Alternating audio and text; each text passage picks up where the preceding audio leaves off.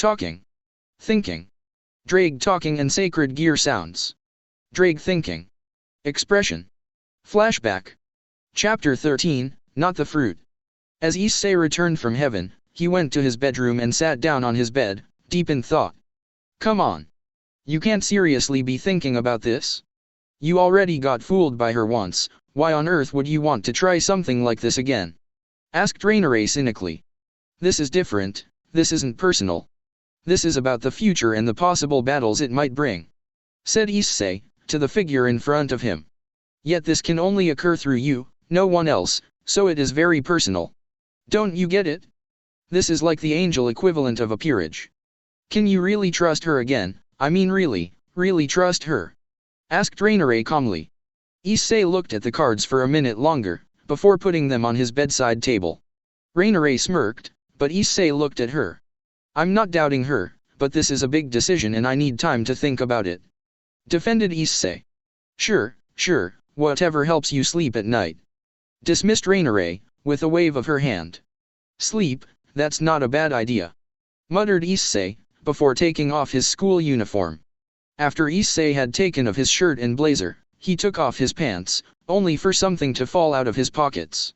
Issei bent down and retrieved the small shiny object, before chuckling, at seeing it was a condom that Zenovia had kept flashing around.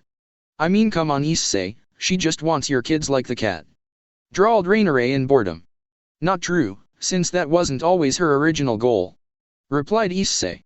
Whatever, although, I'm surprised you're actually talking back to me now. Finally realized how much you want me. Asked Rainare cheekily. No, but if I'm alone, there isn't anything wrong with talking to myself. Replied Issei, as he pulled out his pajama shorts and shirt, before putting them on. So, if we have sex, does that mean you're just masturbating? Asked Rainare curiously. Issei looked at Rainare searchingly for a full minute, confusing her. Yep, you're definitely part of my brain, since questions like that keep me up at night. Said Issei, with a small quirk of his lips. I could keep you up another way you know. Purred Rainare. You actually can't, since you're not real. Said Issei, before grabbing a pillow and throwing it at Rainare, which caused her to disappear. Hey, that was rude you know. Said an indignant Rainare, as she appeared beside the bed, instead of on it, as she had been previously. Whatever. Enjoy silence for another 8 hours. Said Issei, as he climbed into bed and closed his eyes, with a smirk. Ass. Grumbled Rainare unhappily. Line break. As Issei awoke for the final day of school for the week, he paused for a moment to reflect on the week so far. Man, this has been one hell of a week. I honestly couldn't have imagined things like this happening before. Thought Issei in surprise, as he dressed himself.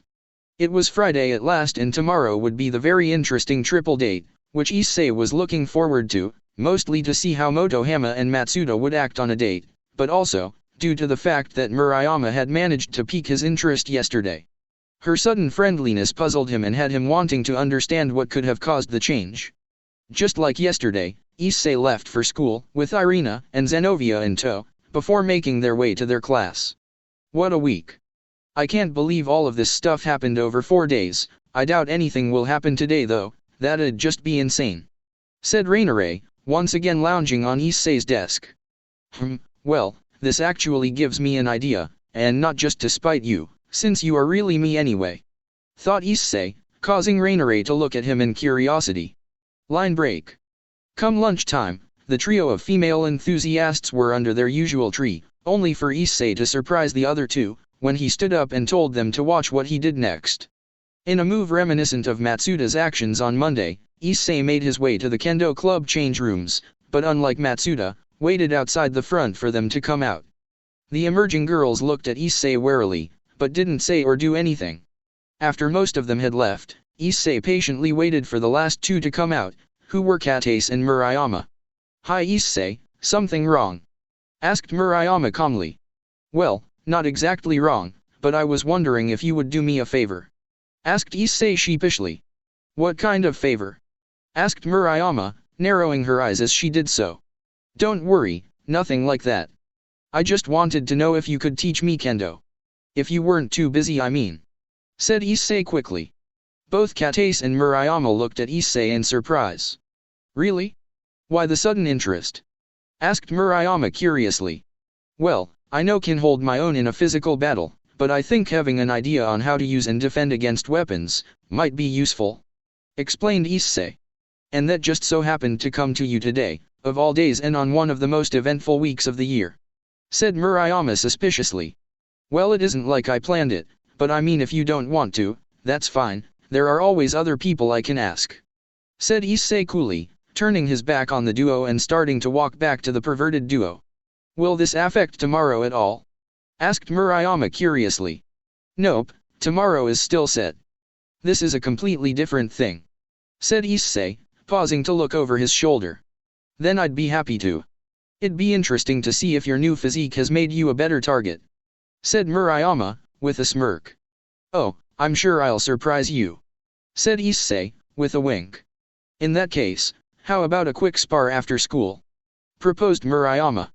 Sure, sounds good to me. Said Issei, giving a wave over his shoulder, as he walked back to his fellow perverts. The week continues. Thought Issei in amusement, watching Rainare huff in irritation. Line break.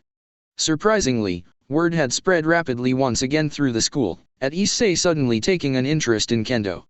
This also happened to reach the ears of a certain blonde.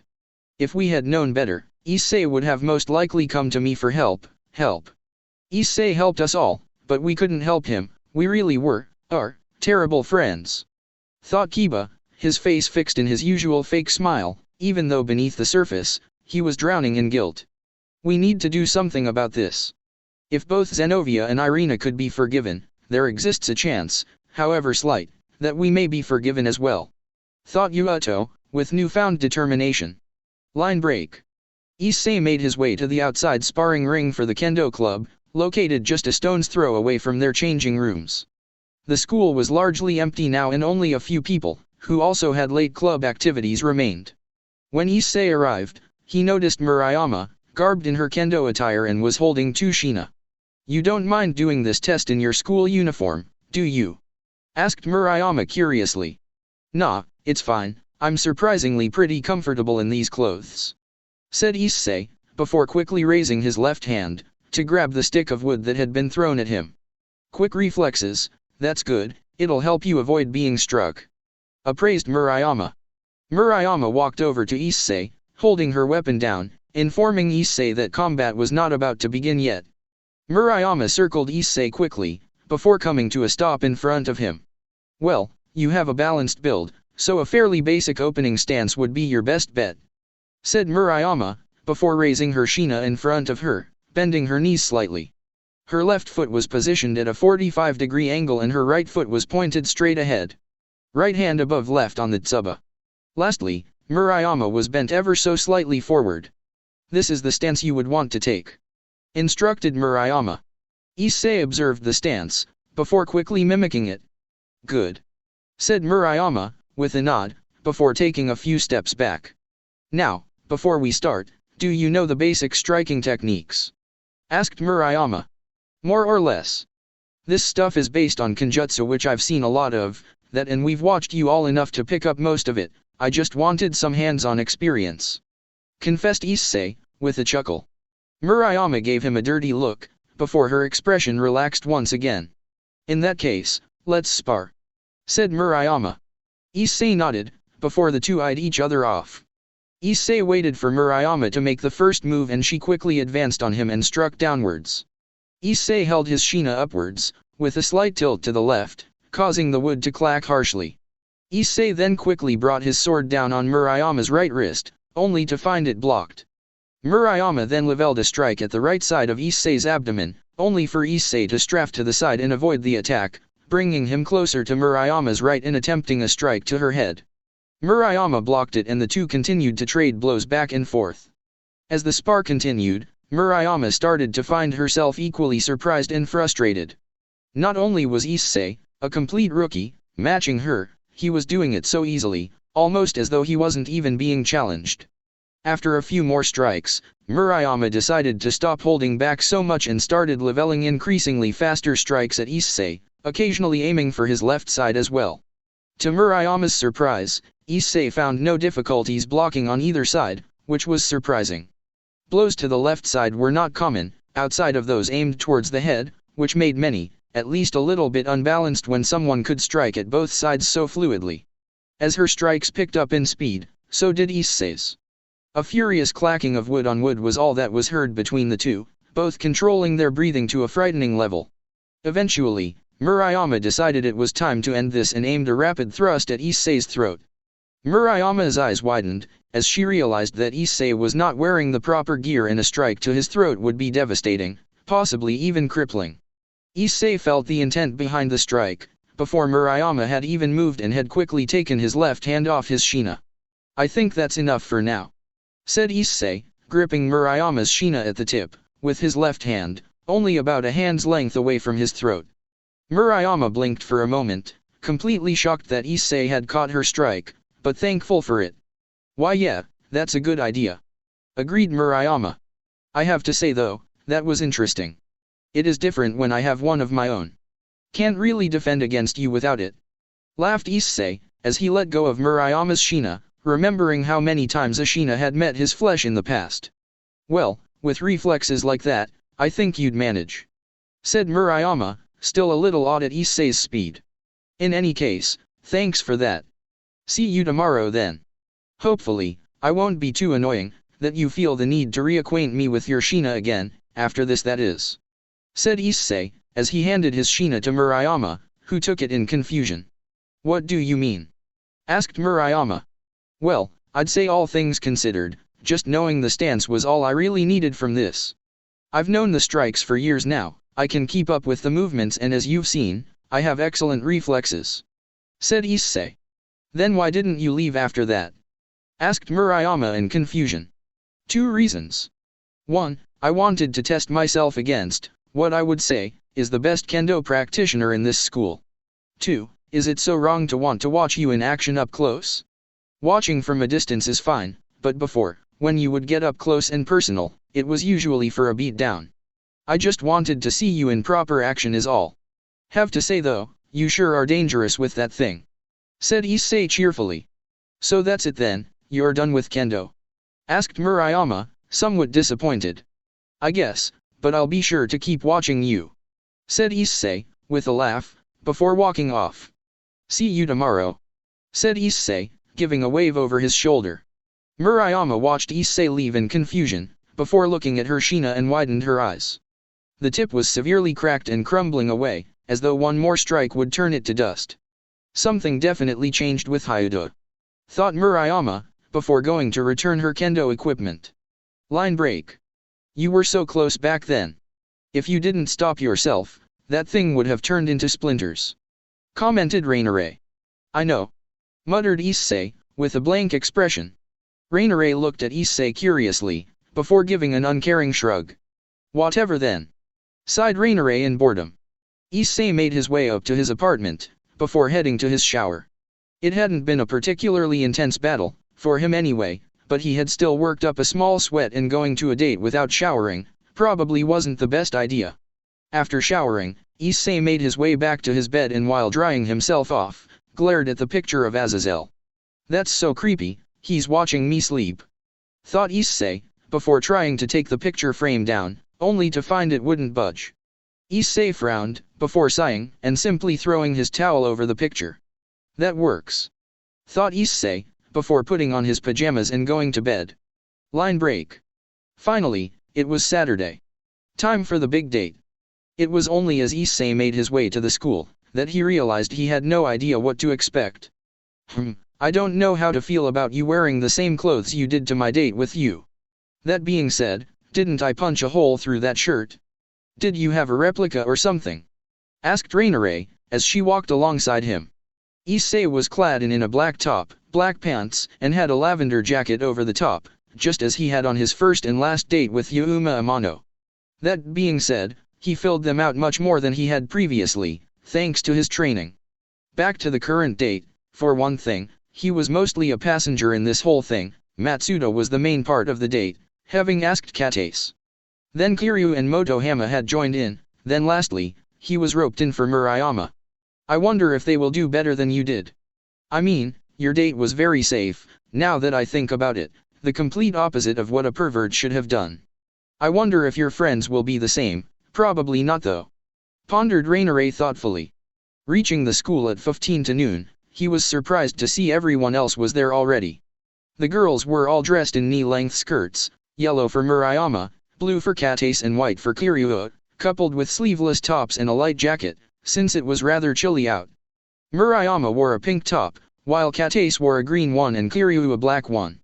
Their jackets were red, green, and black for Murayama, Kataise and Kiryu respectively. Matsuda was wearing tan pants and a white short-sleeved shirt, while Motohama was wearing blue jeans and a black and red checkered, long-sleeved shirt.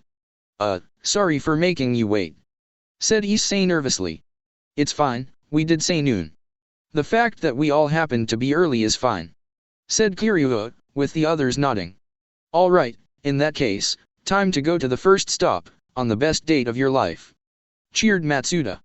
"Well, I guess ours would have been your worst. After all, how many dates end with death?" laughed Rainier. "Where to first?" asked Kataise suspiciously. "A restaurant," said Matsuda simply, before marching off. As the group started to walk, Issei noticed that Motohama had actually tried to make his hair neat. However, his hair was just as messy as always, causing Issei to softly chuckle to himself. "Something funny?" asked Murayama, from beside Issei. "Nothing, it's just that Motohama tried to style his hair, but he clearly failed miserably," said Issei in amusement. Murayama looked over at Motohama, before noticing what Issei had and stifled a giggle.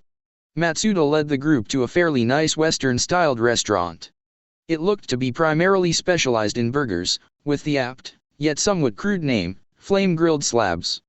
The group of 6 entered and were seated after a minute, each couple seated across from each other with Issei inside, Motohama in the middle and Matsuda on the edge of their booth. To the restaurant's credit, the food was good, perhaps too good, as Matsuda was a little overeager in his eating, causing Issei to snicker to himself, at Kataise's slightly irritated expression. Afterwards, Motohama declared they were going to watch a movie and shockingly, the movie was not perverted. A rather simple murder mystery movie, with a group of 20 people, all in their 30s, being invited over to a lavish mansion for dinner, from a peer of theirs from high school. "Before this movie even starts, I'm not coming if any of you pull something like this," said Issei to the group, as they waited for the movie to start. "Why not?" asked Kiryu. "These things never end well, and not seeing someone for a decade means you have no idea what to expect. For all I know, one of you could be a crazed psychopath by the time you turn 30. Answered Issei. "I think if anyone went crazy, it'd be you, Issei," teased Kiryu. "You know, considering that within a year you died, became a devil and then an angel, she's got a point," said Rainier, seated beside Issei.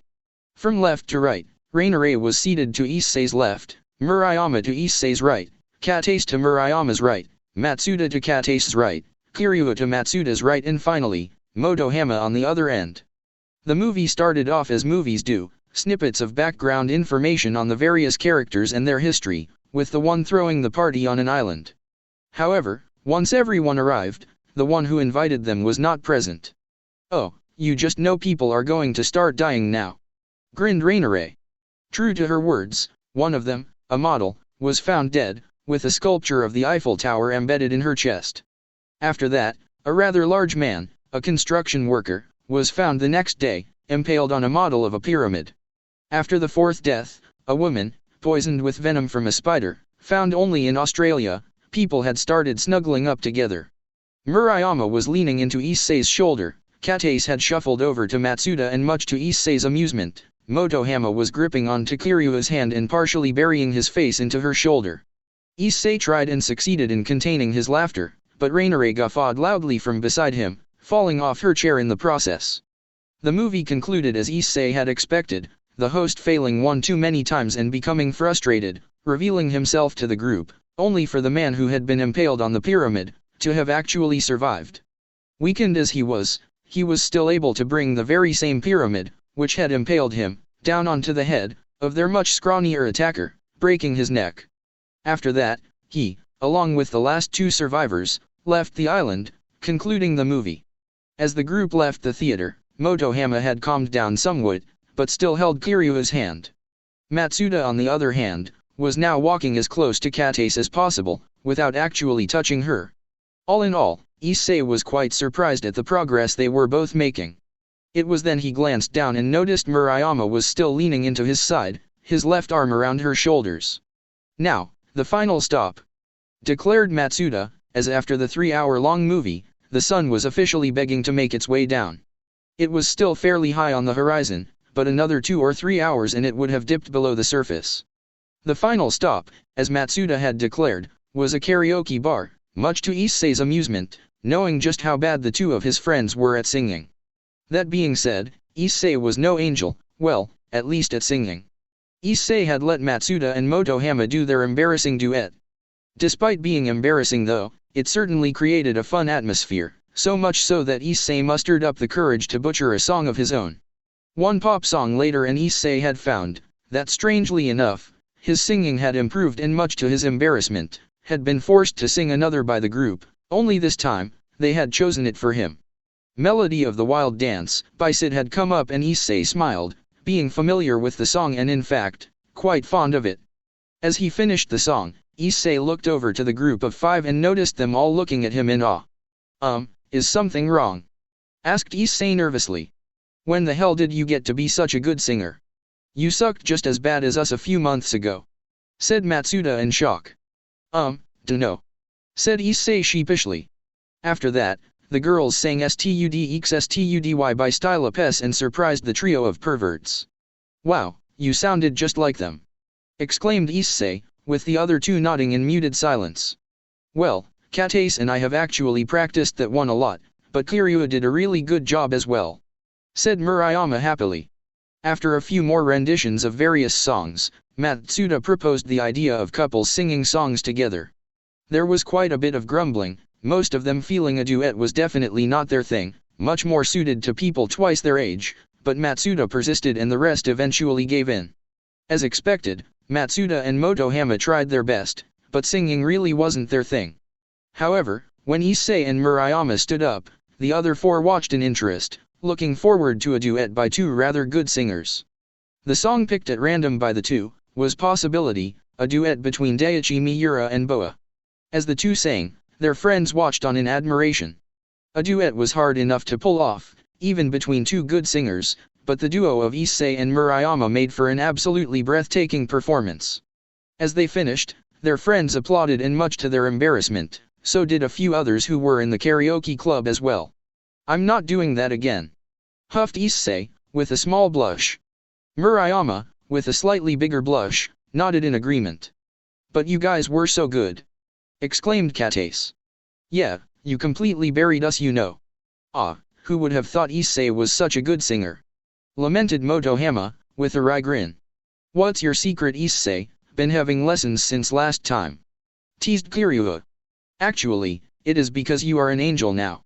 You didn't think that having the voice of an angel was just an expression, did you?" teased Rainare. No, just. I dunno, maybe I was just having a bad day back then," chuckled Issei nervously. The group kept singing for another hour, but no more duets were sung and Issei didn't sing again, too embarrassed at the applause that might follow. When the group stepped outside, it had become dark, or at least, it would have been, if not for all the neon lights.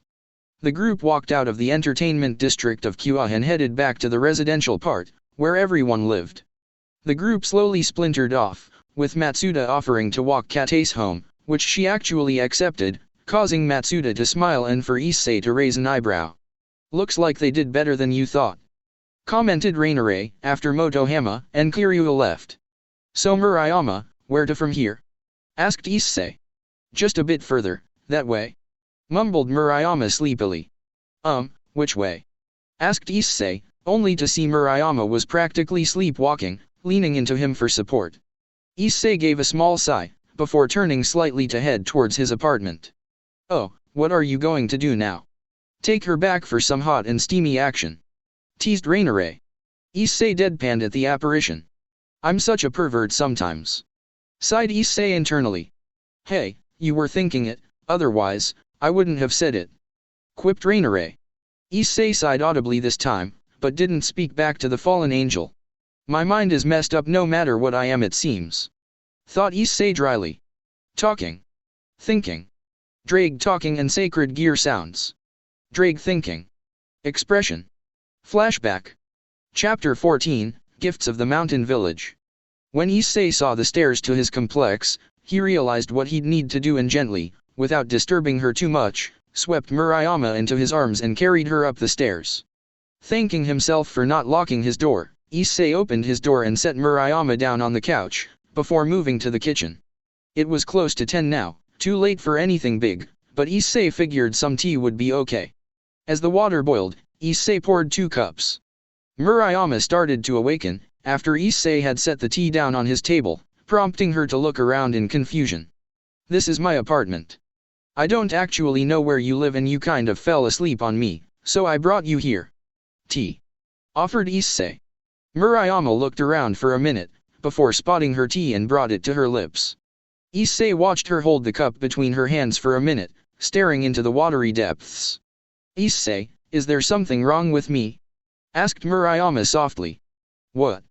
What do you mean? Asked Issei in confusion. I mean, is there something wrong with me that repels boys?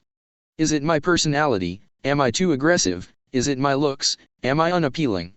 Asked Murayama quietly. Oh, looks like you aren't the only one with insecurities. Commented Rainare in amusement. No, you're great. You're smart, athletic, pretty and kind, what has you second-guessing yourself? Asked Issei in confusion. If that's the case, how come no one approaches me with romantic intent? I'm probably the least popular girl in our class, hardly anyone looks at me anymore, even before, back when the 3 of you peppied on us previously, that was it. I don't get it, what's wrong with me? Asked Murayama unhappily. Nothing's wrong with you. I just guess some people aren't interested in you. It doesn't mean you're unappealing, just that you haven't met the right person yet. Said Issei awkwardly. Do you know how it felt, seeing both Kiryu and Katase getting dates? Then, to top it off, you had to be asked to be my date. Muttered Murayama unhappily.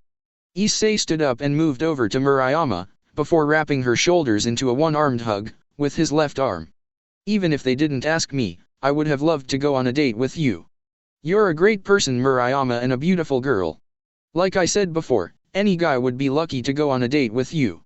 Spoke Issei soothingly. Issei, even with all of the girls you have after you, do I even compare? Do I even register on your radar? Just thinking of either Irina or Zenovia, and I just can't see why someone would be interested in me.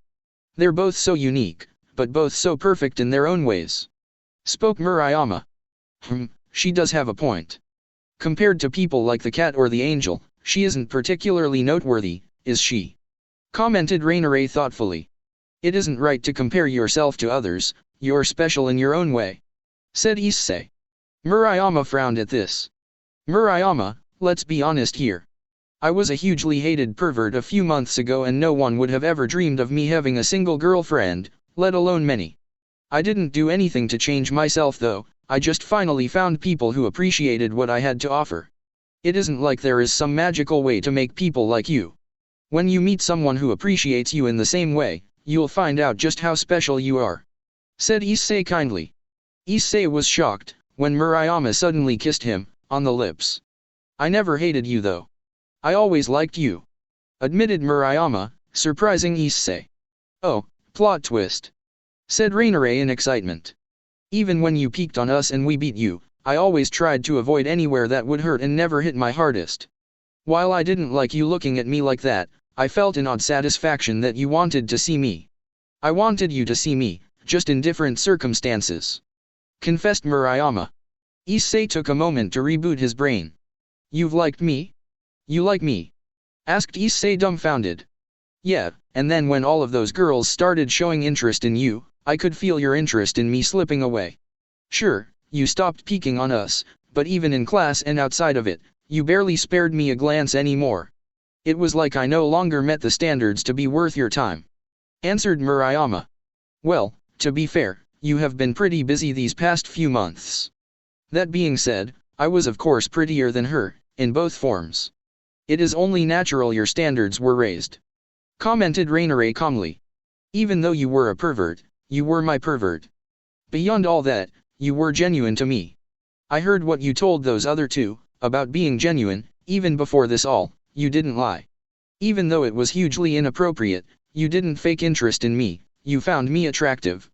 Continued Murayama. Murayama, you don't need to be like this. You are special and someday, someone will see you as such. You don't need to lower your standards to a pervert like me. Said Issei seriously. Don't you get it? You are that special someone, no one else looks at me like you do. You see me as someone special. That's why it hurt seeing you with all those others.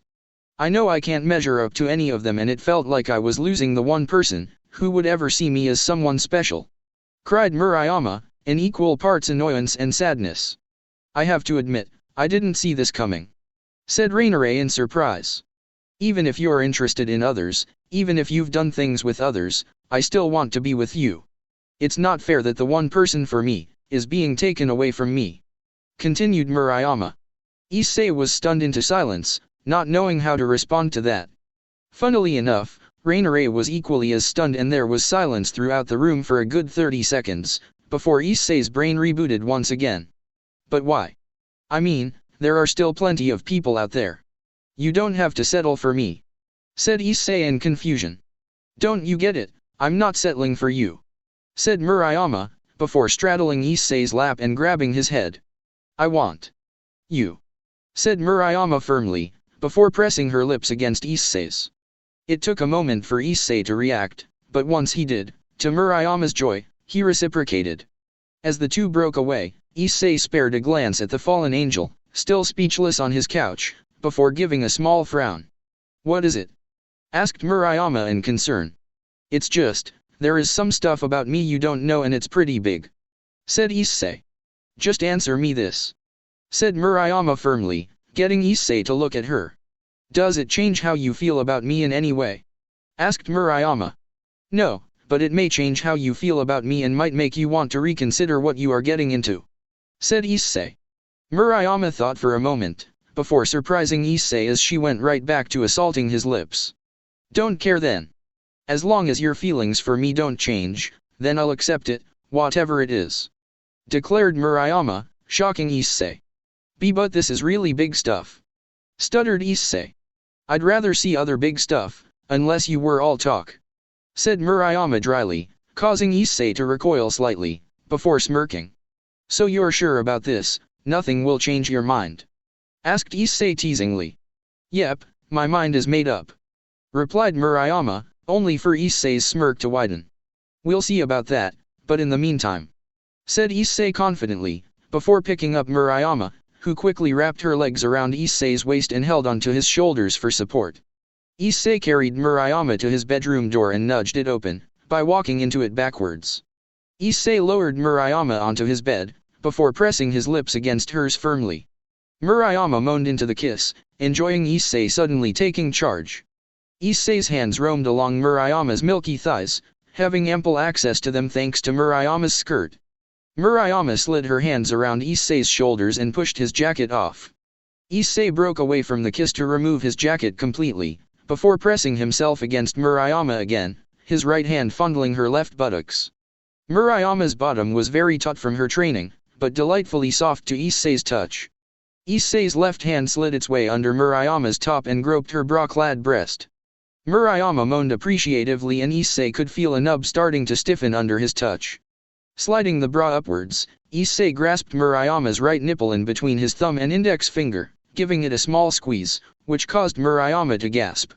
Stepping back momentarily, Issei helped Murayama take her top off, dropping it to the floor, with her bra soon following.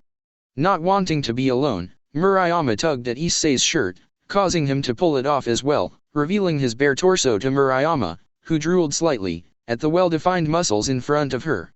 Issei had not gotten overly bulky, preferring to keep his speed, but his body was amazing, some might say, heavenly. Issei leaned back down, but this time, took Murayama's left nipple into his mouth and sucked on it softly, rolling his tongue around the hardened nub. Murayama mewed at the action, clearly enjoying it, as she pushed Issei's head down with her right hand, not wanting him to stop. Her left hand started to explore Issei's arm, before moving upwards to his back. Murayama could feel the rock-hard muscle under her delicate hands and marveled at how much effort Issei must have put in to gain such a physique. "You know, don't you think this is a little fast?" commented Rainare, from beside Issei, causing the angel to pause. "What's wrong?" whined Murayama unhappily, when Issei raised his head and took a step away from her. "Murayama, we don't have to do this. I get that you might feel bad, but there is no need to rush into things," said Issei calmly. "I'm not rushing into things. I've been waiting for this for months now," said Murayama unhappily. "All the same, we don't have to do this so soon. I mean, don't you think this is a bit fast?" said Issei weakly, feeling his body yell at him. "Issei, if you think I'm ugly or something you can say it. I don't want to force you into this either, no matter how much I want it," said Murayama quietly. "You're not ugly Murayama, you're beautiful," said Issei quickly. "Then why are you refusing me? Do you think I'd just let anyone do this? I would only do this for you Issei because I love you," cried Murayama, causing Issei to freeze. "Ah, how many times have you heard those words before I wonder?" sighed Rainare dramatically.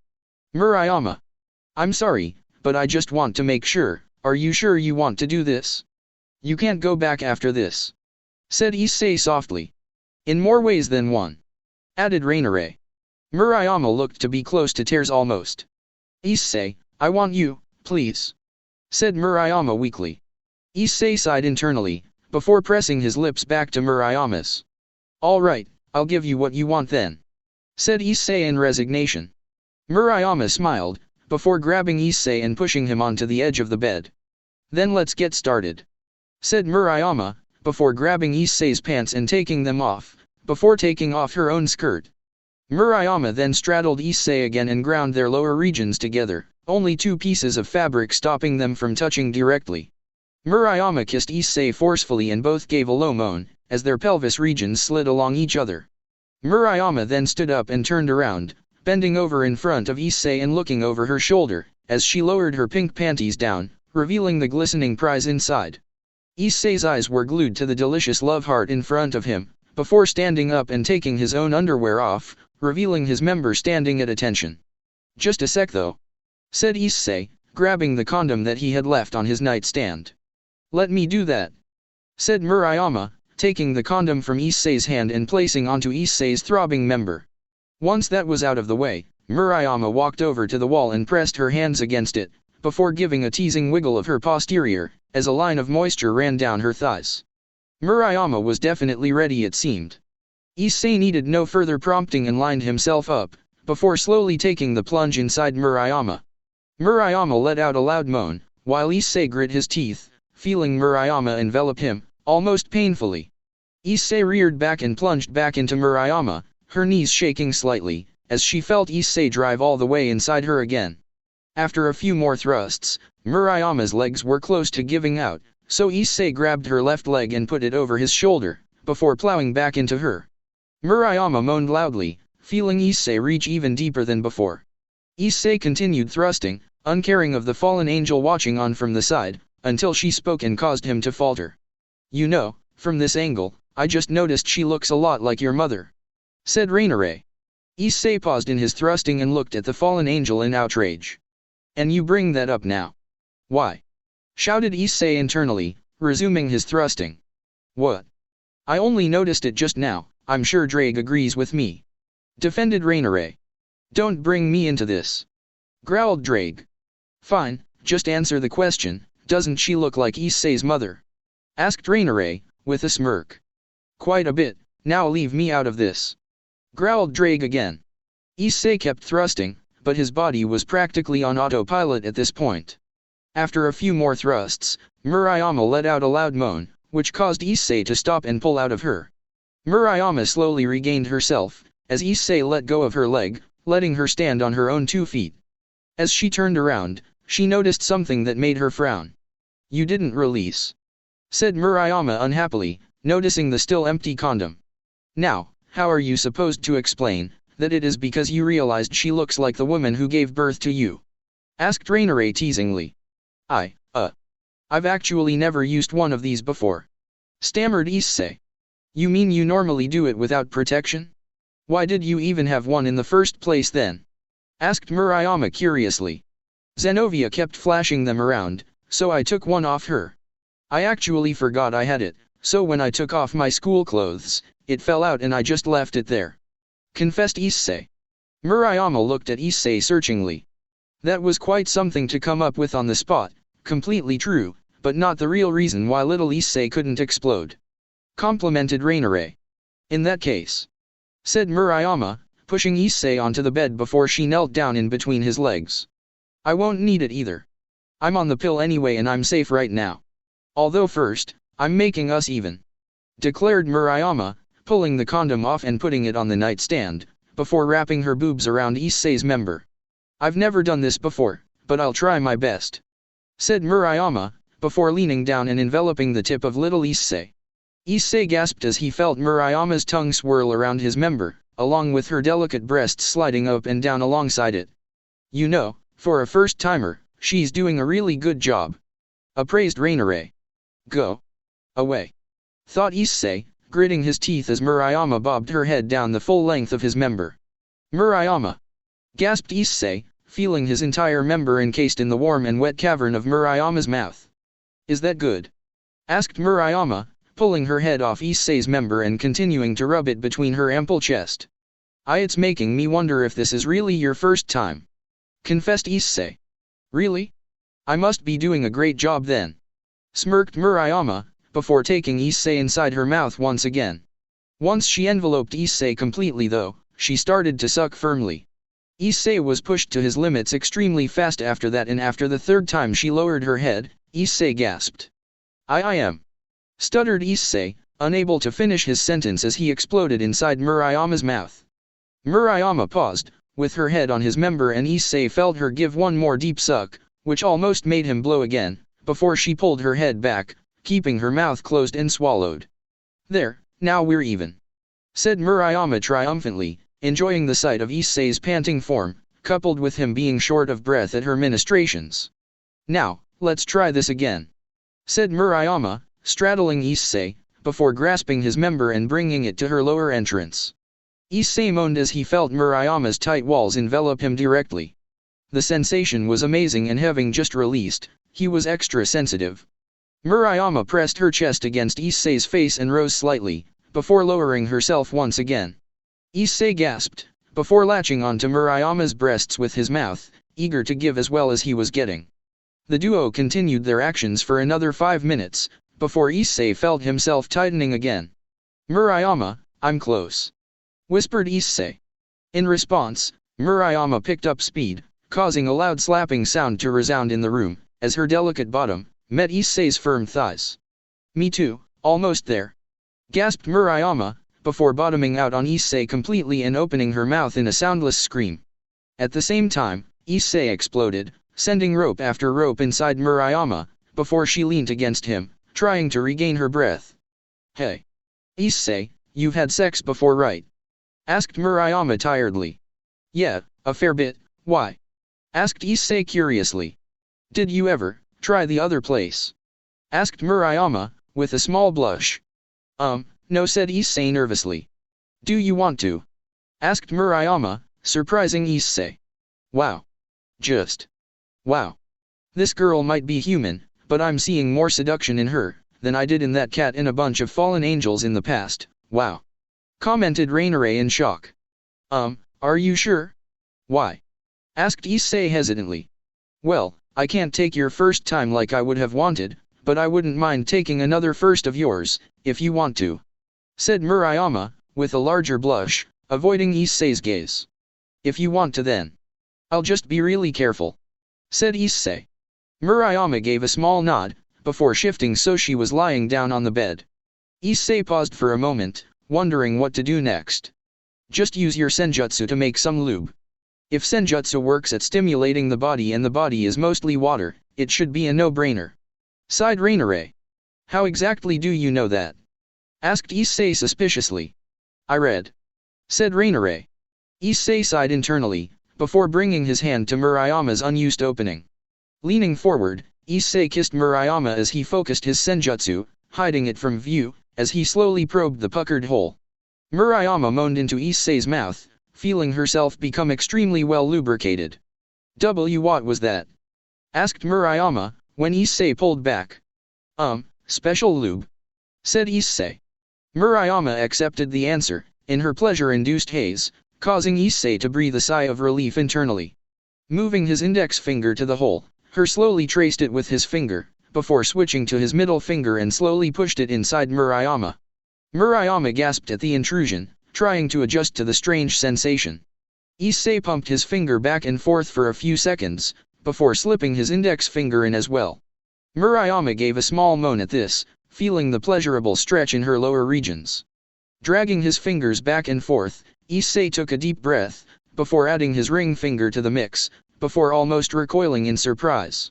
Murayama let out a moan much louder than all her others so far, startling Issei. Does it feel good? Asked Issei curiously. Amazing! Gasped Murayama. Issei blinked at this in surprise, before smirking and adding his fourth finger as well, while bringing his thumb over her other opening and teasing her folds. Murayama's hips bucked as her juices came unbidden from her more relaxed entrance, coating Issei's fingers in her own, much tighter entrance. After a few more thrusts, Issei pulled his fingers out. Murayama whined in disappointment, before feeling Issei rub his member against her lower lips, coating it in her juices. Ready? Asked Issei.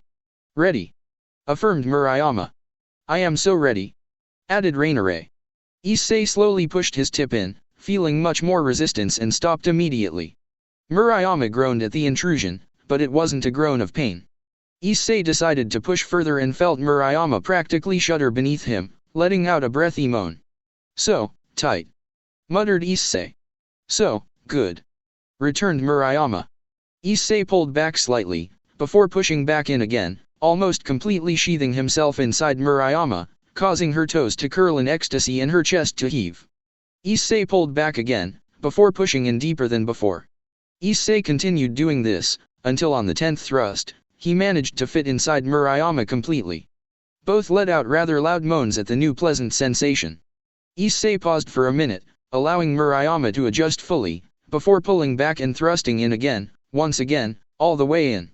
Sweat was now glistening along both of their bodies, making them shine, as what little moonlight managed to enter through Issei's window, hit their forms. Issei grabbed Murayama's hips and Murayama wrapped her legs around his waist, allowing for much deeper and powerful thrusts.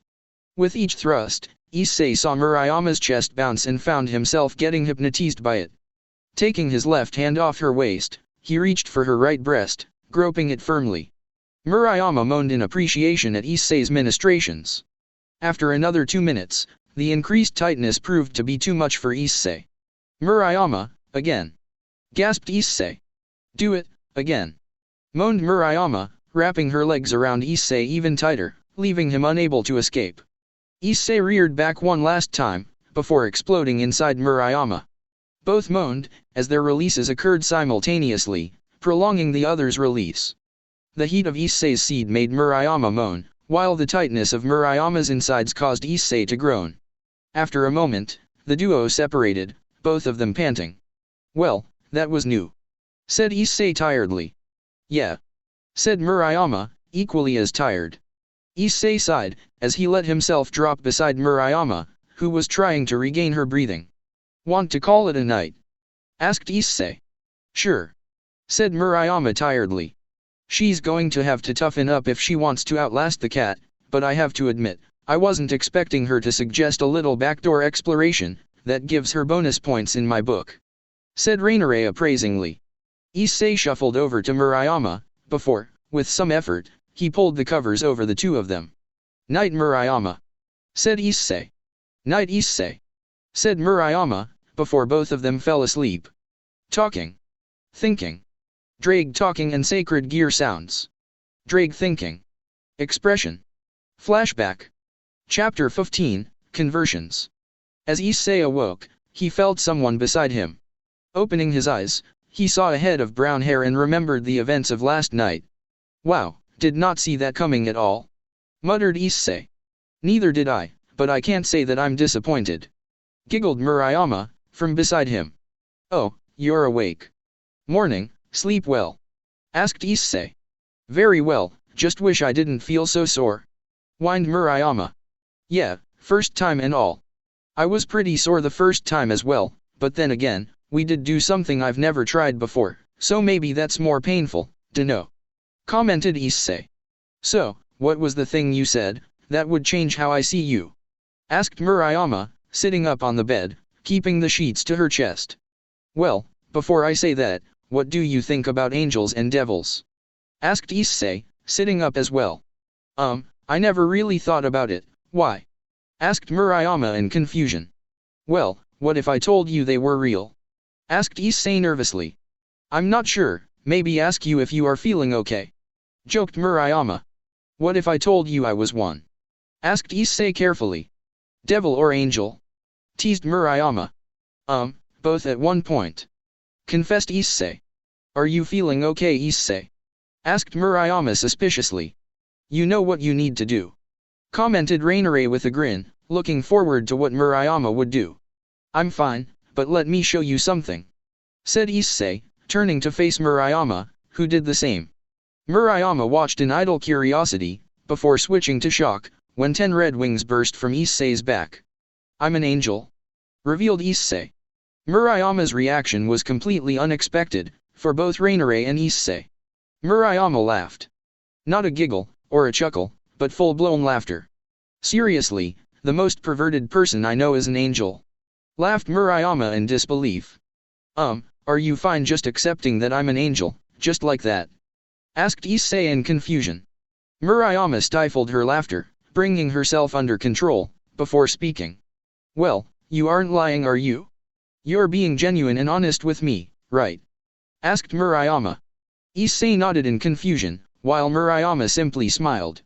Then of course I believe you. Said Murayama curtly. Issei was stunned, not knowing how to respond to this. I can't believe this rubbish. Who accepts this stuff so easily? Shouted Rainare in exasperation. Although, can I ask you something? Asked Murayama. Sure. Said Issei.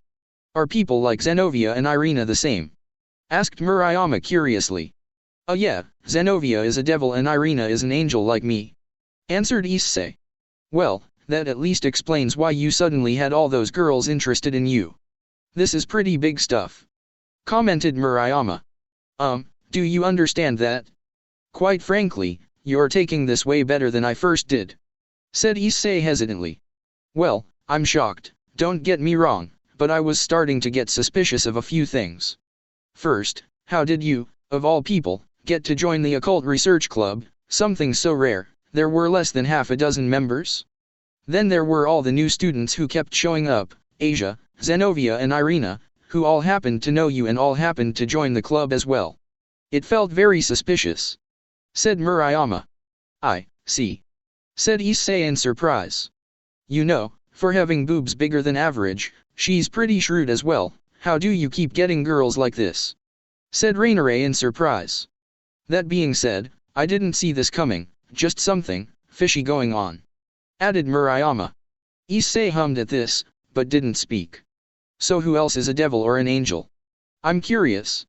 Asked Murayama. Well, only Irina and I are angels. The Occult Research Club and the Student Council are all devils. Revealed Issei. That many, wow. Although, how exactly are angels comfortable being around devils? Asked Murayama curiously. Well, there was actually a big treaty between the angels, fallen angels, and devils a few months back, just a bit before break. Answered Issei. Fallen angels?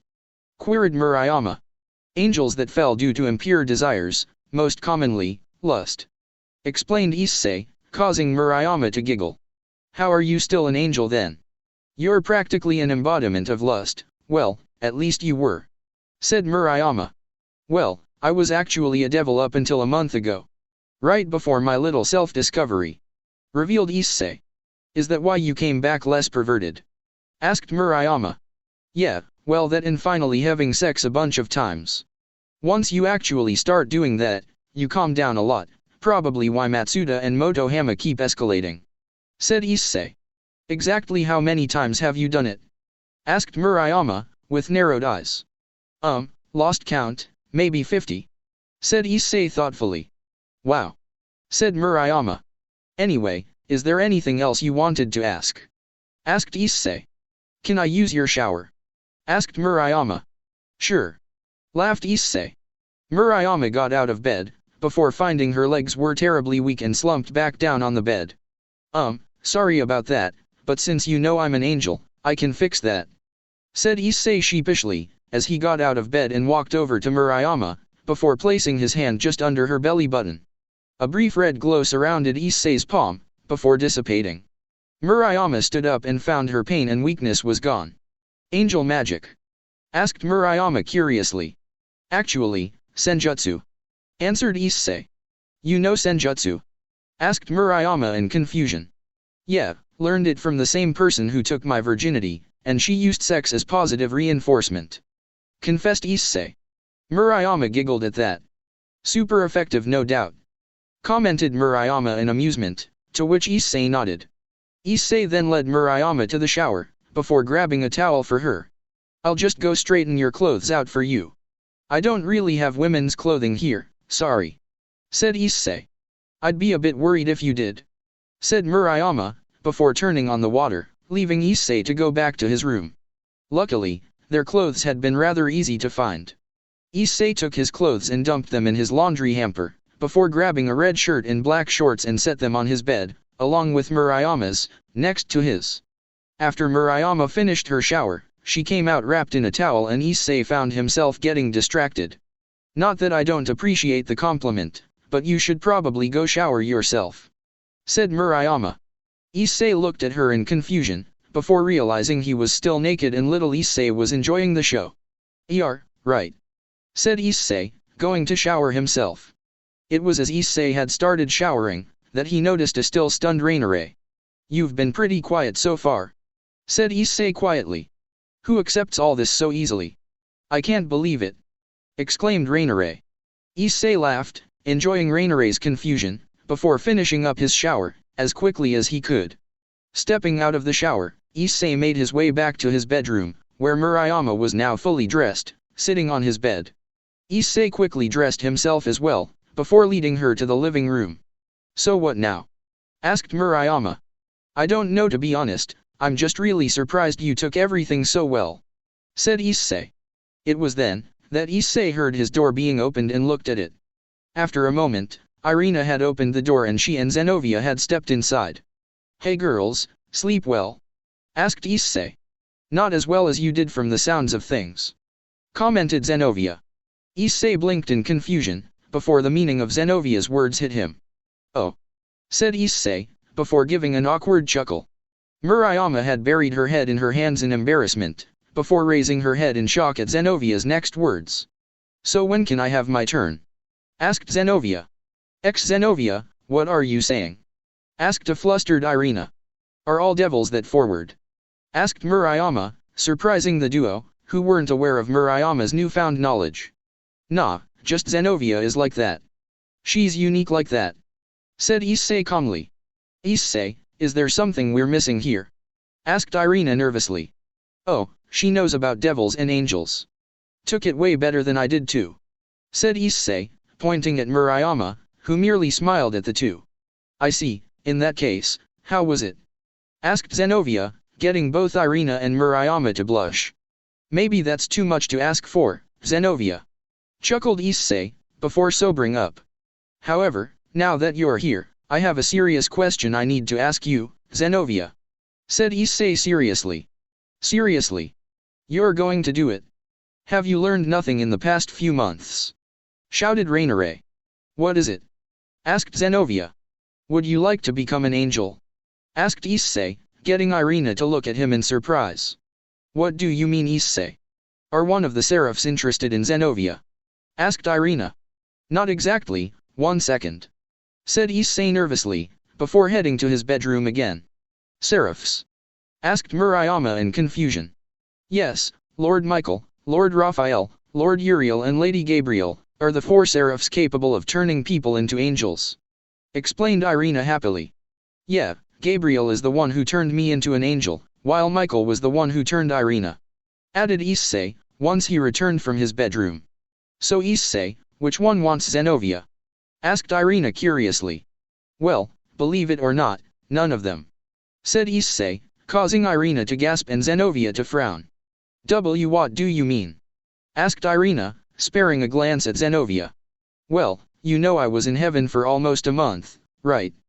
Asked Issei, to which Irina nodded. You went to heaven? Asked Murayama in shock.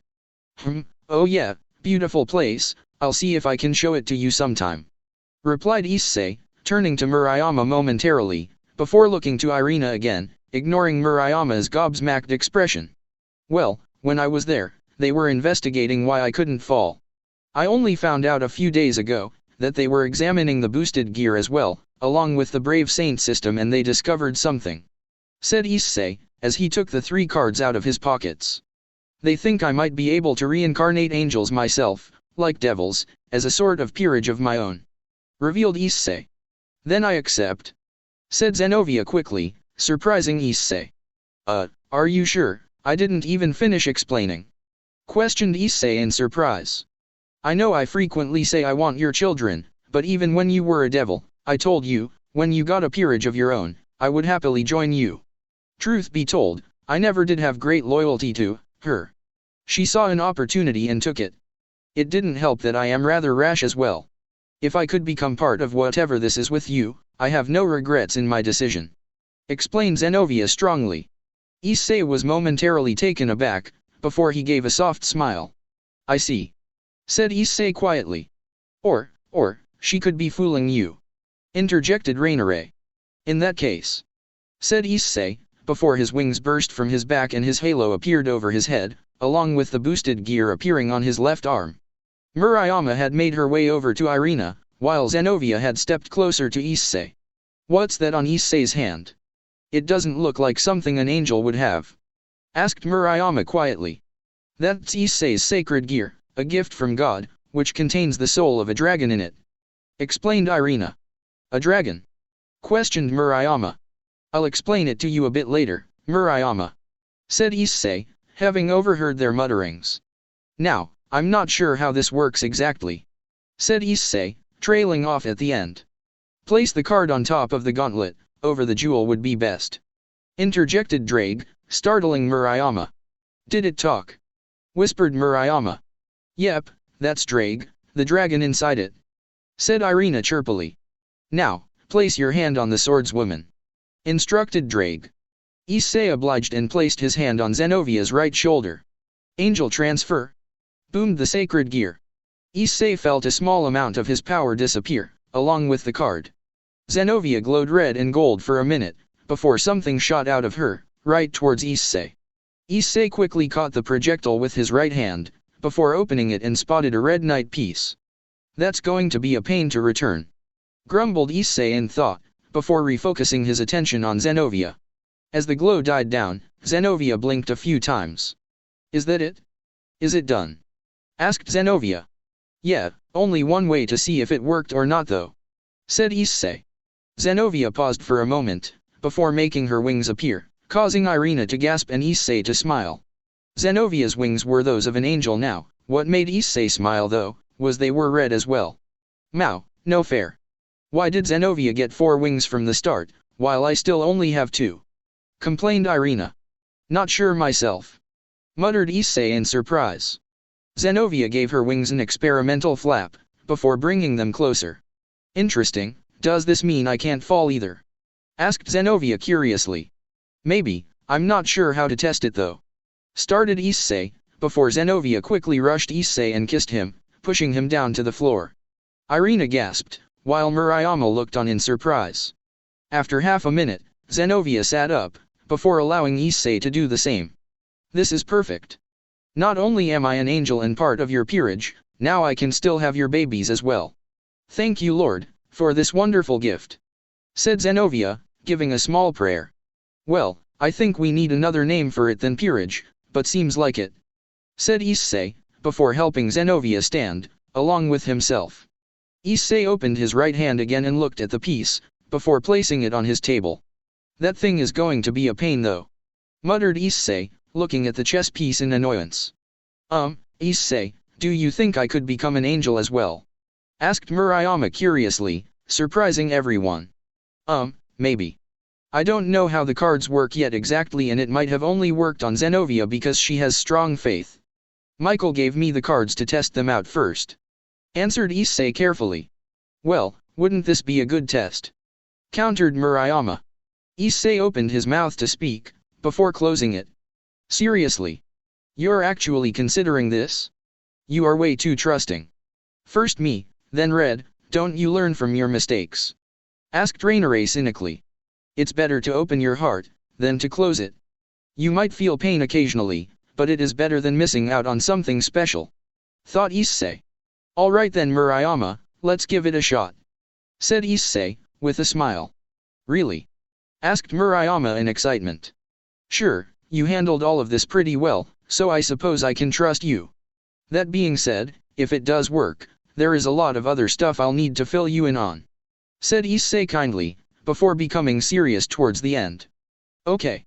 Said Murayama, before moving to stand in front of Issei, as Zenobia moved back. Issei pulled out the second card, rested his hand on Murayama's right shoulder, before lastly, putting the card on his jewel. Angel transfer. Boomed the boosted gear once again. Murayama felt a strange tingling sensation wash over her, before she was bathed in a red and gold glow as well. If it worked, how am I supposed to make wings appear? Asked Murayama. Just flex and depress your shoulder blades. Instructed Issei. Murayama focused for a minute, before doing so and felt a strange weight on her back. Looking back, Murayama saw 2 red angel wings. It worked. Cheered Murayama. Sure did. I think I should go tell Michael about this. Said Issei in awe. Can we come? Asked Irina.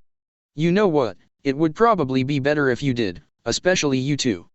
They might need to check things with both of you. Said Issei, looking at Murayama and Zenobia. Issei once again caused the portal to heaven to appear in his room, before gesturing for the others to go through first. Murayama was a little hesitant, but after Issei placed his hand on her shoulder and gave her a reassuring nod, she relaxed. Well, I did say I'd show you heaven. So here it is. Issei told Murayama, enjoying her odd expression. This is really heaven. It's real. Asked Murayama in shock, as the 4 passed through the gates. Yeah, it is actually split into levels even. The heaven everyone would be aware of, the place where souls go after passing on, is actually on the 3rd level. The 5th floor is where they do all their research and where they would have developed the card I used on you. Explained Issei, as the group walked towards the elevator. How many levels are there? Asked Murayama in excitement. 7 in total. I spent most of my time here on the 4th and 6th levels, which is where the Garden of Eden is and where the Seraphs reside respectively. Explained Issei. The 1st floor is where most of the other brave saints and lower-level angels like me reside, while the 2nd floor is where angels who have sinned are punished. Amen. Added Irina. The 2nd floor is also where the angels observe the stars, for that reason it is pretty dark. Added Issei. What's the 7th floor for then? Asked Murayama, as they exited the lift. That is where the sacred gear system and God's system resides. It is responsible for divine protection of our followers and the way through which miracles are worked. Said Michael, walking up to the group to greet them. Hello Zenobia, it is good to see you again. I'm also sure a certain someone would be glad to see you as well. Said Michael. Who would that be? Asked Zenobia. It's been a while, warrior Zenobia. Said a polite voice to their left. Issei snickered a little, upon seeing Zenobia turn completely rigid and robotically turn to face the voice. SSSSSS Sister Griselda. Stuttered Zenobia uncontrollable. I never thought I'd see you here. Commented the woman, who was wearing a veil. She had blue eyes and appeared to be of Northern European descent. She was a true beauty, even through her nun attire, it was clear she had a rather impressive figure. She seemed to be in her early 20s and possessed a warm smile, although, instead of giving off her usual warm aura, an intimidating aura was rolling off her in waves. Griselda walked over to Zenobia and grabbed her face with both hands. How have you been? Stuttered Zenobia. Issei had never seen Zenobia sweating this much and speaking this nervously. It was actually pretty amusing for Issei. How have you been, isn't something you should be saying right now. Why did you reincarnate into a devil, after coming to Japan for a mission? Not only that, why haven't you contacted me until now? If there's something I really want to ask, it is what you are doing here, showing your face?" asked Griselda, with a frightening smile. "I was about to go crazy when I heard that you went to Japan and reincarnated into a devil. You, who I have raised with the teachings of God, became a devil. You always acted on your own and created some weird theory all the time, so everyone treated you as a problem child, but I always thought of you as kind-hearted girl," continued Griselda, causing Zenobia to sweat even more. "Sister, in all seriousness, it wasn't really Zenovia's fault. She is easily swayed and much too impulsive for her own good. However, since she is an angel now, I'm sure you can re-educate her," said Issei kindly, causing Zenovia's eyes to turn to him in fear. "Ah, you are more sadistic than I thought," chuckled Rainare. "I see. If the former incarnation of sin and lust is vouching for you, then it seems there is hope for you yet," said Griselda. "I take it the process worked then," commented Michael, to which Issei nodded. "On both a reincarnated devil and a human," said Issei gesturing to Murayama. "Hello Murayama, I am the Archangel Michael, it is a pleasure to meet you," said Michael, giving Murayama a kind smile. "Hello, it is an honor to meet you as well," said Murayama nervously, not knowing how to speak to one of the most well-known angels of all time. "Don't worry Murayama, no need to be nervous. Lord Michael is very kind and wouldn't ever think ill of anyone," said Irina reassuringly. "Yes, please be at ease," added Michael calmly. Murayama gave a small nod, but didn't speak. "It also seems as though they may have gained an inability to fall, like me, but I think it would be better to test if that is the case, just to be sure, so I recommended we come here," said Issei. "That is a wise move, we can have everything done by today I believe, since we've already established the tests to determine this through Issei. Sister Griselda, would you mind taking Zenobia and Murayama to the 5th floor?" asked Michael politely. "Of course Lord Michael, I have much to discuss with Zenobia after all," said Griselda pleasantly, still holding Zenovia's face between her hands. "Irina, perhaps you would like to join them. I'm sure some of our newest inventions will hold your interest, especially the ones that Issei has proved instrumental in creating," said Michael. "Wait, you mean there is more than just the cards?" asked Issei in surprise. "Of course. As far as angels go, you are one of a kind, being incapable of falling. This has always been one of our greatest issues to deal with, so having the opportunity to deal with it is immensely beneficial to us," explained Michael. "Makes sense I suppose," said Issei thoughtfully. "We shall take our leave now then, Lord Michael," said Griselda, to which Michael nodded, before the others left, leaving Issei and Michael alone. "Any news on the situation?" asked Issei seriously, once the others had left. "Unfortunately no. The vampires are still extremely wary of us and we have not made any other reconnaissance missions since your own. Communication between the other two factions is also yielding no news. We are mostly guessing at this stage," confessed Michael. "I see," said Issei, with a small frown. "That aside, you do realize that with what you've done, you may need to face certain people," said Michael. "Sigh I know. I thought I was over it, but seeing her again, it seems I haven't moved on as much as I would like," said Issei tiredly. "Time does heal all wounds Issei, however, a month is not a great deal of time. I encourage you to be patient and spend time with those close to you. They will support you and help you get past this after all. I'm sure you know that Gabriel and I would both be willing to help you as well, in any way we can," said Michael patiently. "Can I ask a question then?" asked Issei, to which Michael nodded. "How could you forgive the fallen and devils, knowing they had killed dozens of your supporters? Especially the fallen, knowing they had directly betrayed you. How do you get past that?" asked Issei desperately. "Issei, in this world, there are two types of people, those who can forgive and those who cannot. It is by no means easy to forgive someone, but it is possible.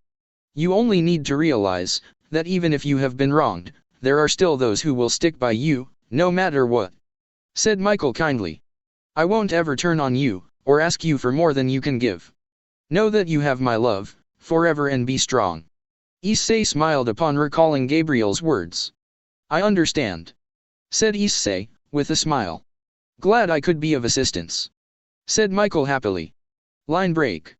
Issei had stayed with Michael and listened to what had been happening throughout the various churches, as well as any information they had gathered on possible threats, before the girls had arrived. Issei laughed upon seeing Zenovia, who appeared as though half her soul had been sucked out of her. The group had headed back after that, with Murayama leaving to return home, after Issei had filled her in about Drake, God's death, the events of the year so far, and told her how important it was to keep everything hidden from those not directly involved in it all. Issei had walked Murayama to her house, leaving before anyone could see him, before returning home, only to find a certain fallen angel on his couch again, along with his two neighbors. "It's rude to just intrude like that," said Issei plainly, upon closing the door behind him. "Ah, forgive me then," said Azazel cheekily. "That reminds me though, when did this happen?" asked Issei, pointing at the framed picture of him and Azazel. Azazel beamed at Issei. "When you took the first step towards fulfilling my dream," declared Azazel proudly. And take that massive picture out of my bedroom. What the hell did you do to it, so that I can't take it down?" shouted Issei. "A secret, of course. Although, I believe you have more secrets than I expected," said Azazel, showing what he had been hiding in his right hand, Zenovia's former evil piece. Issei stiffened at this, but was surprised when Azazel merely threw it to Issei. "You should get rid of that as soon as possible. If it hadn't been someone as forgiving and curious as me who had stumbled upon that, you could have made a rather tense situation occur," said Azazel sternly. "Sigh, I will," said Issei, grateful that Azazel was not going to rat him out to the other factions. "However, as you will recall, there is someone who would like to see you. I told you this before. That being said, despite the situation, it would be much safer if this occurred at your previous residence," said Azazel calmly. Issei frowned, before giving another sigh. "Okay," said Issei, surprising all gathered. "Just like that? You agree to go back there?" asked Azazel in surprise. "I've heard enough from both Gabriel and Michael, to know that I will need to forgive them eventually. I'm not saying it will be easy, I don't even think I am ready for it, but this is a good reason to start trying at least. Besides, it isn't good to dwell on past sorrows, as it will dampen future joys," said Issei tiredly. "I see, how mature and, dare I say it, angel-like of you," commented Azazel in interest. "Well, we'll see how things go," said Issei. "In that case, I will arrange for the guest to arrive at the Hyuda residence tomorrow afternoon. I'll leave you three for now," said Azazel, before leaving. "Issei, are you sure about this?" asked Irina tentatively. "Yeah. Gabriel has been telling me this for weeks now, and Michael started to as well recently, but I really do need to move on from this, all of this," said Issei, turning to Rainare at the end briefly, before looking back to Irina. "For what it's worth, I'm sure they all feel terrible and really do regret what they did," said Irina softly. "I know, but just because they feel bad about what they did, it doesn't change the fact that they did it. That's the part I am having trouble moving past. It was one hell of confrontation I got back in that room, and it shook me deeply. Then again, I probably gave it back to you all tenfold when I returned," said Issei quietly, pausing for a moment. "It's just, something broke inside me that day. Like when the light in a machine goes out, but it keeps working. If it wasn't for Gabriel though, I probably wouldn't be working at all right now. I'd be broken beyond repair, and probably dead," confessed Issei. Irina and Zenovia both looked down at this, ashamed of the part they had played in making Issei lose himself. "Well, I guess we'll just have to wait and see how things go tomorrow," said Issei optimistically, with both reincarnated angels perking up at this. "Yeah, maybe everything will work out for the best," said Irina happily. "Although, I might cause a bit of an issue," said Zenovia, thinking about her recent change. "If they can't accept it, then it's just proof that they aren't really your friends," said Issei sternly. "Really, what are these two then?" asked Rainare sarcastically. After that, Irina and Zenovia went downstairs to rest, and Issei went to bed as well, in anticipation for tomorrow. Talking. Thinking. Drake talking and sacred gear sounds. Drake thinking. Expression. Flashback. Chapter 16, To Be Loved. Monday brought a fresh change to the week. It might have had something to do with Irina, Zenovia, and Issei, preparing to revisit the Hyuda household and possibly stay there on a permanent basis once again, but that remained to be seen. As the trio made their way to school, there was someone at the gates eagerly awaiting them. "Morning Issei." "Morning Irina," "Morning Zenovia." said Murayama happily. Morning Murayama, you look pretty energetic today, commented Issei. I just have so much energy now and the sun is shining so brightly, said Murayama happily. Now that you mention it, I too feel invigorated, more than I had previously, commented Zenovia thoughtfully. I think it is because you got a little more from me, when I turned both of you, giving you an extra boost, said Issei quietly, ensuring no one was within earshot. Well, should we go to class now? Asked Murayama happily, to which, the trio nodded, as the group of four set off. Upon entering the classroom, Issei separated from the three, making his way to his desk quickly and sitting down happily. Issei, where were you yesterday, man? We were both calling you for ages, asked Motohama curiously. I was out of the house all day, had to go help out an old friend in another town, said Issei tiredly. What's up? Asked Issei curiously. Not here, we'll tell you at lunch, said Matsuda, with a smirk. You don't think they got lucky too, do you? Asked Rainare in shock. I think I'd probably forgive her before that happens, thought Issei dryly. Line break. Come lunchtime, the trio had made their way to their usual spot. Matsuda and Motohama were both looking very excited and looked as though they were about to burst. Well then, what's the good news? Asked Issei curiously. You first Motohama, said Matsuda.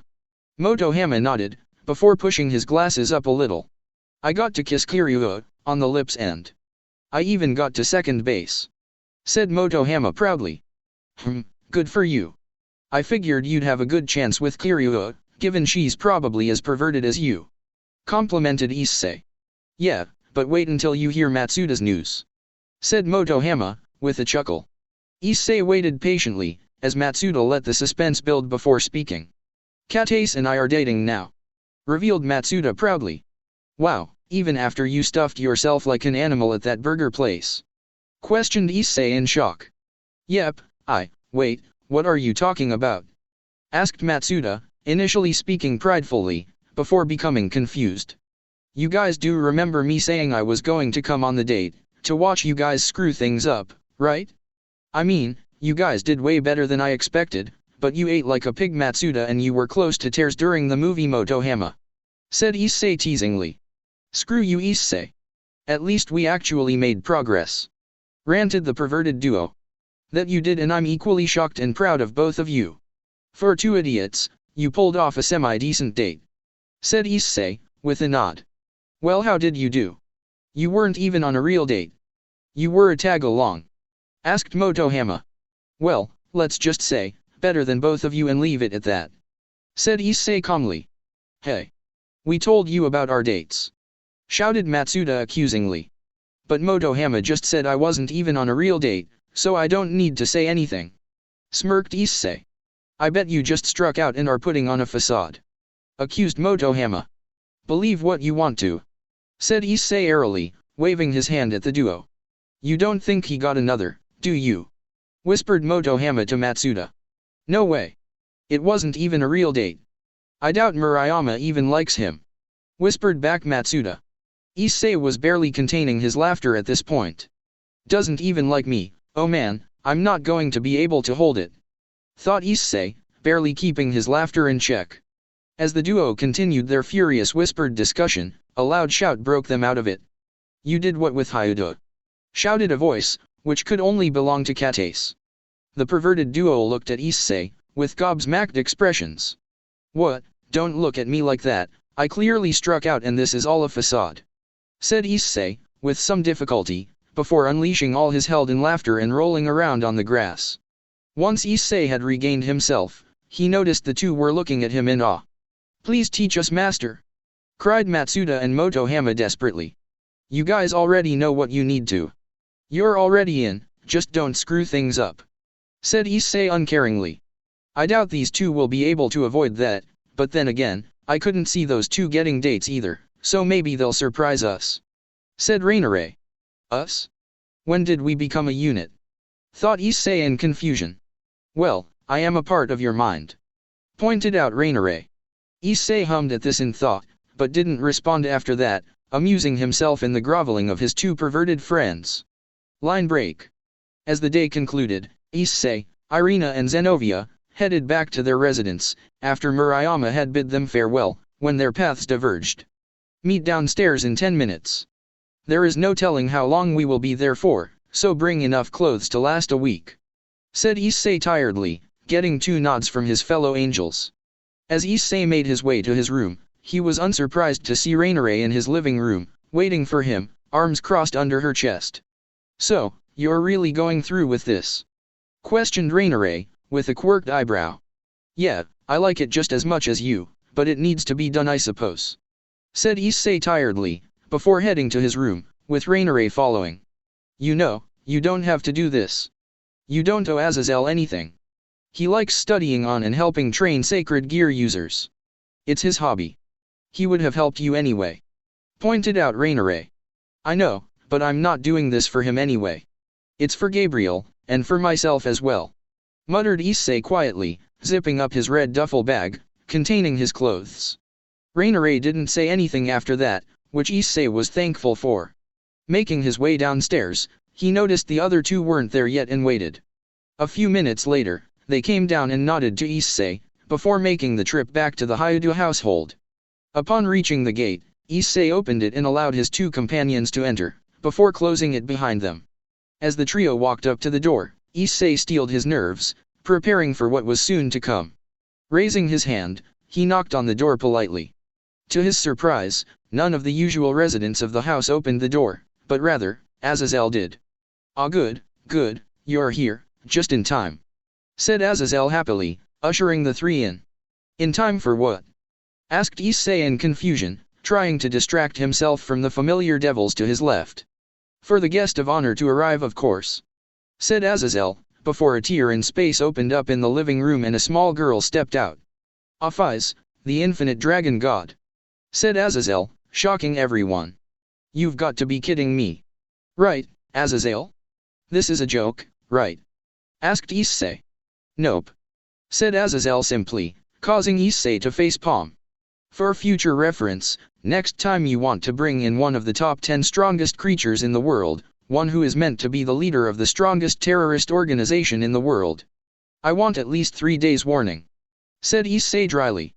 How are you okay with this? Asked Zenovia curiously. Azazel does stupid stuff, you remember when we were training before the 3-faction meeting. Azazel doesn't really understand doing things normally. For him to do something like this, especially considering the situation right now, this must be really important, said Issei, giving the fallen angel an exasperated glare. It is. It may very well change the entire complexion of Chaos Brigade, confirmed Azazel. Fine, I'll put up with this for now. However, I meant what I said before, I don't want to be played with. This is the last time I'm letting you dictate things like this, said Issei firmly, before feeling a certain sensation against his back, which involuntarily caused him to relax. Naya? Aren't you excited to see me again? Asked Kurika, appearing from a magic circle behind Issei and draping herself along Issei's back. So is this why you haven't showed up for the past few days? Asked Issei, looking over his shoulder, ignoring the shocked looks of the gathered devils. Maybe, but I brought Issei with me as well, Naya, said Kurika teasingly, before a slightly timid magician stepped out from behind Kurika.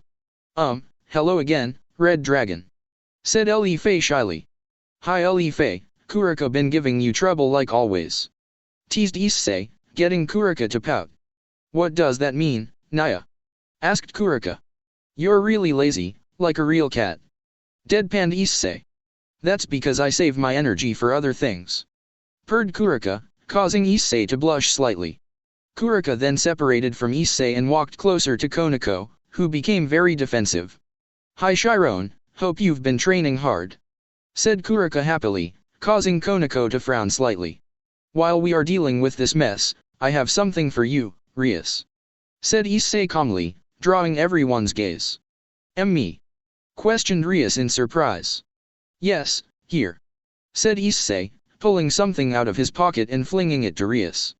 Rias caught it and looked at it in surprise. How did you? Stammered Rias in surprise. I am the Red Dragon Emperor, there aren't a lot of things I can't do, said Issei flatly. Well, except finding people who won't betray you, You've had really bad luck with that so far, commented Rainare. I want to talk, said Issei, instantly getting everyone's attention. Is that what we needed to come here for? Asked Issei of Azazel. Yes, Issei is interested in both you and Volley, who have been showing interesting growth. However, to bring someone like Issei here, there were certain requirements that needed to be met, a safe house being one of them, answered Azazel. Fine. Before that though, I have something to say to the devils, said Issei, getting the occult research club to look at him. I may have been a bit too harsh on you all back then. I meant what I said, but maybe it was too much, maybe not though, I'm still not decided. However, I am willing to at least speak with all of you from this point on, but don't think that makes us friends, said Issei. Look at them smiling. You've shown weakness and now they will suck you right back in, said Rainare cynically.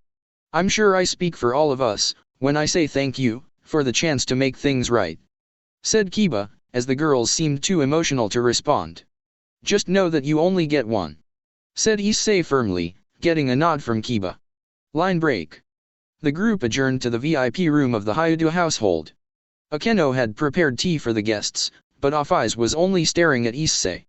Issei matched Issei's gaze, but couldn't help feeling a bit intimidated. Thanks to his senjutsu prowess, he could feel that Issei was truly a bottomless pit of energy. The personification of infinity suited her well. Drake.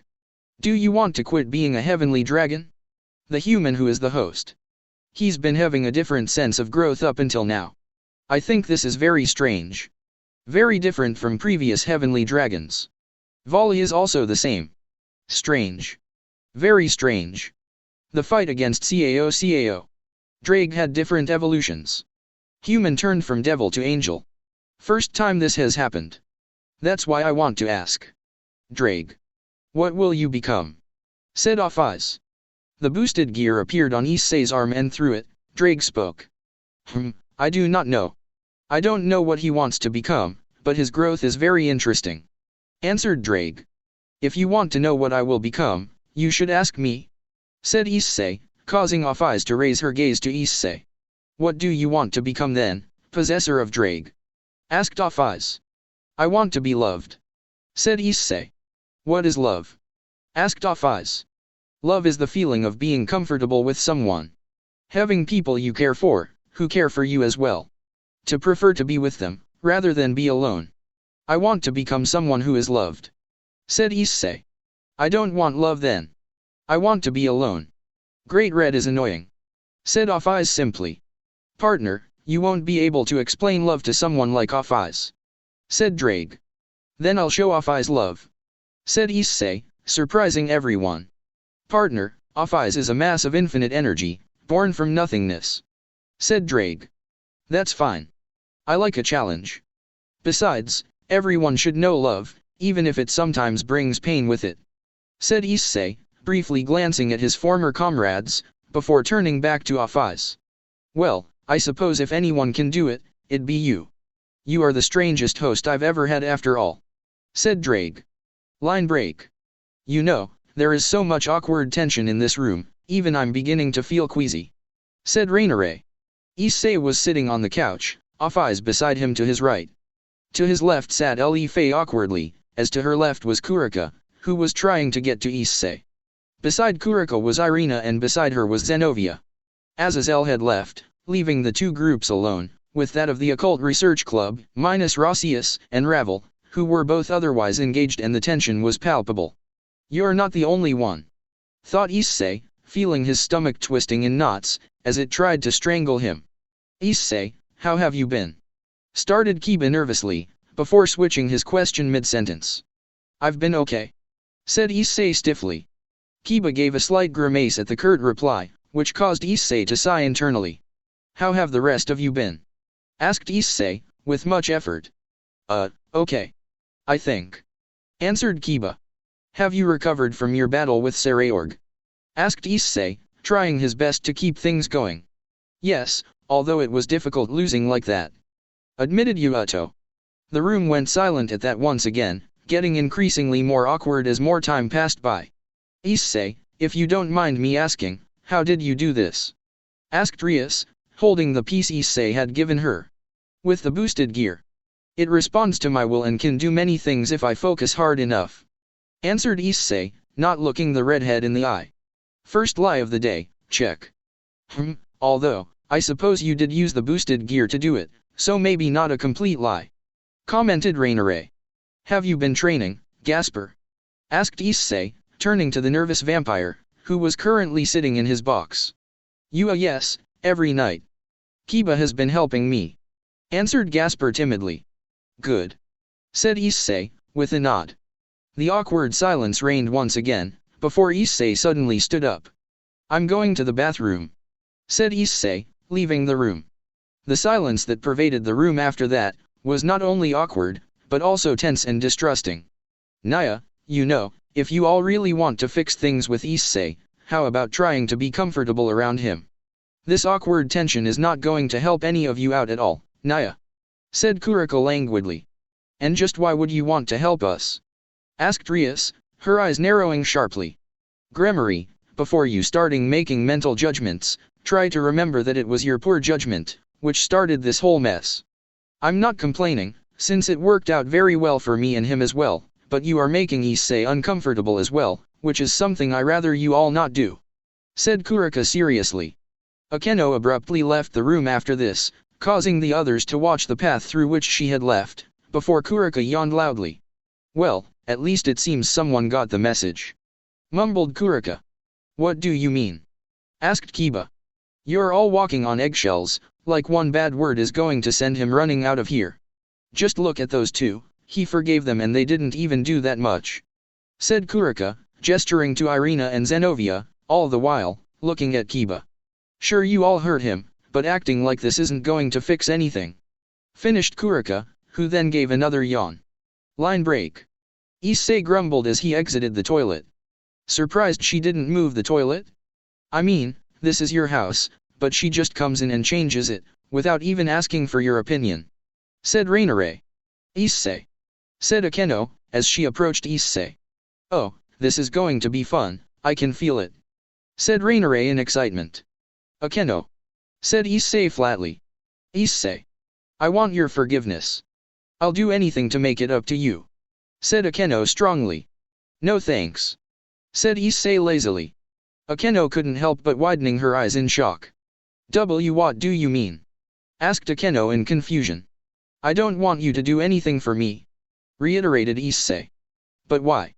I'm offering to do anything for you, anything. What more can I give you to prove myself? Asked Akeno, becoming slightly hysterical. I don't really care either. Said Issei noncommittally. What? Why? Didn't you always say you liked me? Every time you touched me, didn't you feel something from me? Don't you always say I have the best oppai ever? Didn't you say that even though you definitely hate fallen angels, you never once had thoughts of dislike towards me? Asked Akeno. So? Asked Issei, causing Akeno's form to tremble. Why won't you answer me properly? Cried Akeno loudly. Sorry, I just really don't care too much to bother. Said Issei. Akeno looked heartbroken at this and dropped to her knees, tears falling from her eyes. Aw man, you suck. I really thought you were doing that just to spite her, but you're going to give her a chance now, aren't you? Groused Rainare. Issei ignored Rainare and walked towards Akeno, kneeling in front of her. Issei gave a soft sigh, before pulling Akeno against his chest, wrapping her in a hug. I did always like you. Said Issei, causing Akeno to stop crying and listen to Issei closely. Every time you touched me, I did feel something. Continued Issei. I do like your oppai and even though I hate fallen angels, I didn't dislike you because you were one. Finished Issei. Then why did you ignore me? Why did you just carelessly shrug of my feelings? Asked Akeno quietly. So I could begin to forgive you. Said Issei tiredly, causing Akeno to shift slightly, so she could see his face. Issei's expression looked largely neutral, but his eyes looked tired. The way you feel right now, just for a moment, was how I felt when you all brushed me off. None of you cared about my feelings. None of you cared about how I felt. That's why, even though I kind of hate myself for doing it, now that you've felt what I felt, maybe I can start to forgive you and try and move past it all. Said Issei, breaking the hug and leaning away from Akeno. Do you really mean that? That we can try and fix things between us? Asked Akeno. I do. If I didn't care for all of you, I wouldn't have cared about all those things you said. It hurt so much because of how much I cared about you. Explained Issei. Issei. I'm really sorry. Said Akeno sadly. I know. That's why you came and tried to make things right just now. That's also why I'm giving you another chance, because I know you really do want to make up for what you did. The first step to forgiveness though, is to feel the same pain. The same emotions, as the one you hurt felt. Proper empathy. Now that you felt how I did, ignored, unwanted, unloved, maybe we can fix things. Said Issei genuinely. Akeno gave a timid smile at this. Thank you, Issei.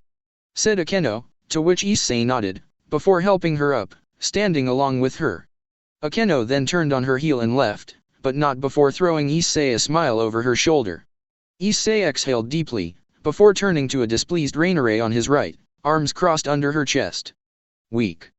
God, the amount of rubbish I just heard was enough to last me another lifetime. You and I both know you felt way worse than she did just now. You're too soft and she's going to use that to get back inside your heart and tear it to shreds once again. I'd know after all, that's what fallen angels do and we are really good at it, Issei. Said Rainare, using the same voice as Yuma, when she said Issei's name. Maybe, but we won't know for sure unless I take that risk. Thought Issei. You take too many, which is why this happened, remember that. Drawled Rainare. Talking. Thinking. Drake talking and sacred gear sounds. Drake thinking. Expression. Flashback. Chapter 17, Human Nature. Issei slowly made his way back to the others, before retaking his seat.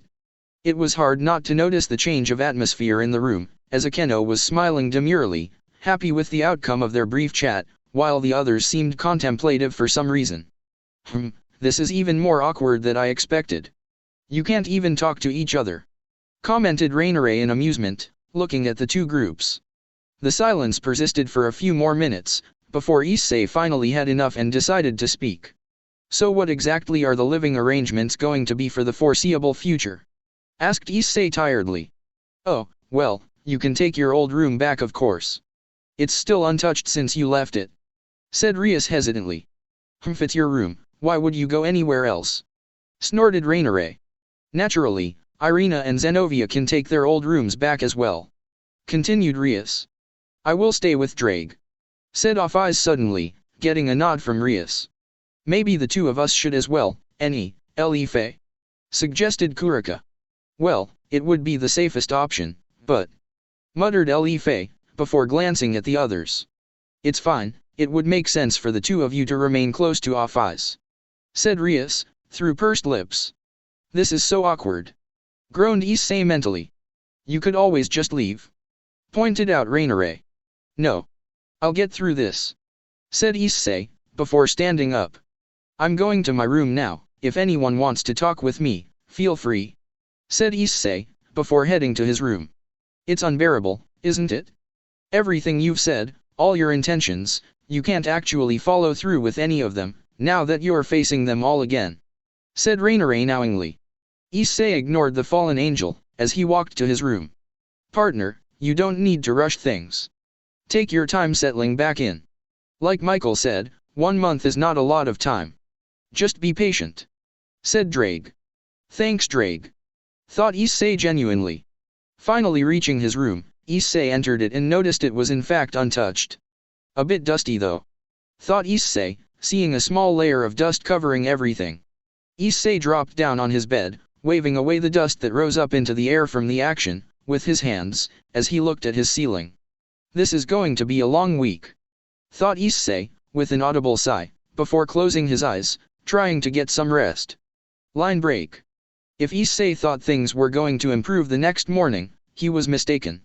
The metaphorical eggshells everyone was walking on, persisted, with only Akeno being able to look at him without showing some level of discomfort.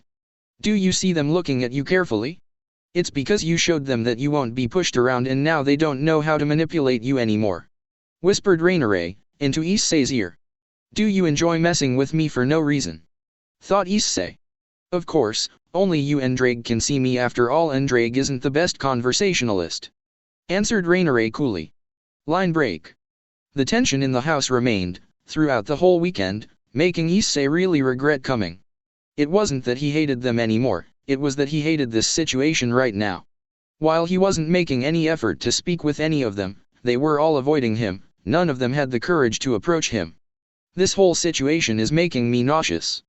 Grumbled Issei, sitting on his bed, preparing to go to bed. Naya, it certainly isn't going at all how I wanted it to either. Added Kurika, having snuck up on Issei. No luck with your sister? Asked Issei. None. Said Kurika, her ears drooping slightly. Well, give it time I suppose. Said Issei weakly.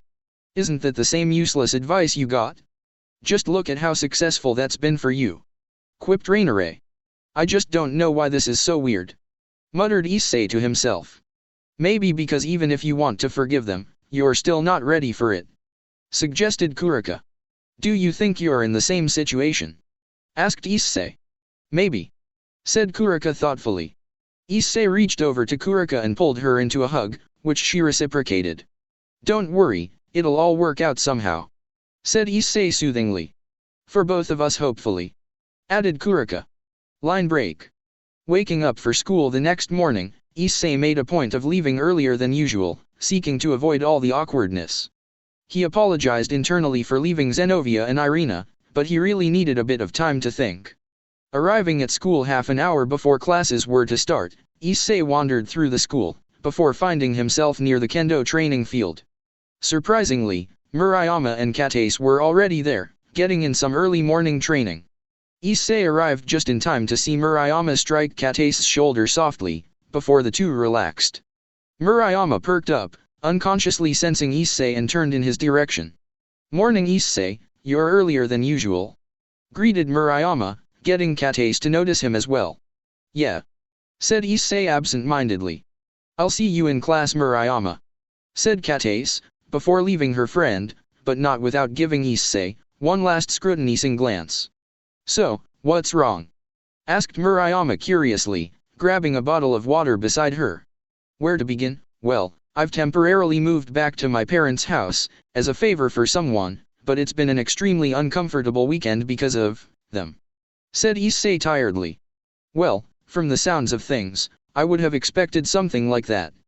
Said Murayama, walking towards the changing rooms, with Issei following behind her. Why's that? Asked Issei curiously. It just doesn't seem like you all have a reason to interact anymore. Said Murayama. What do you mean? Asked Issei in confusion. Well, before, when you were part of the peerage, you were together every day and did stuff together, you know what I mean.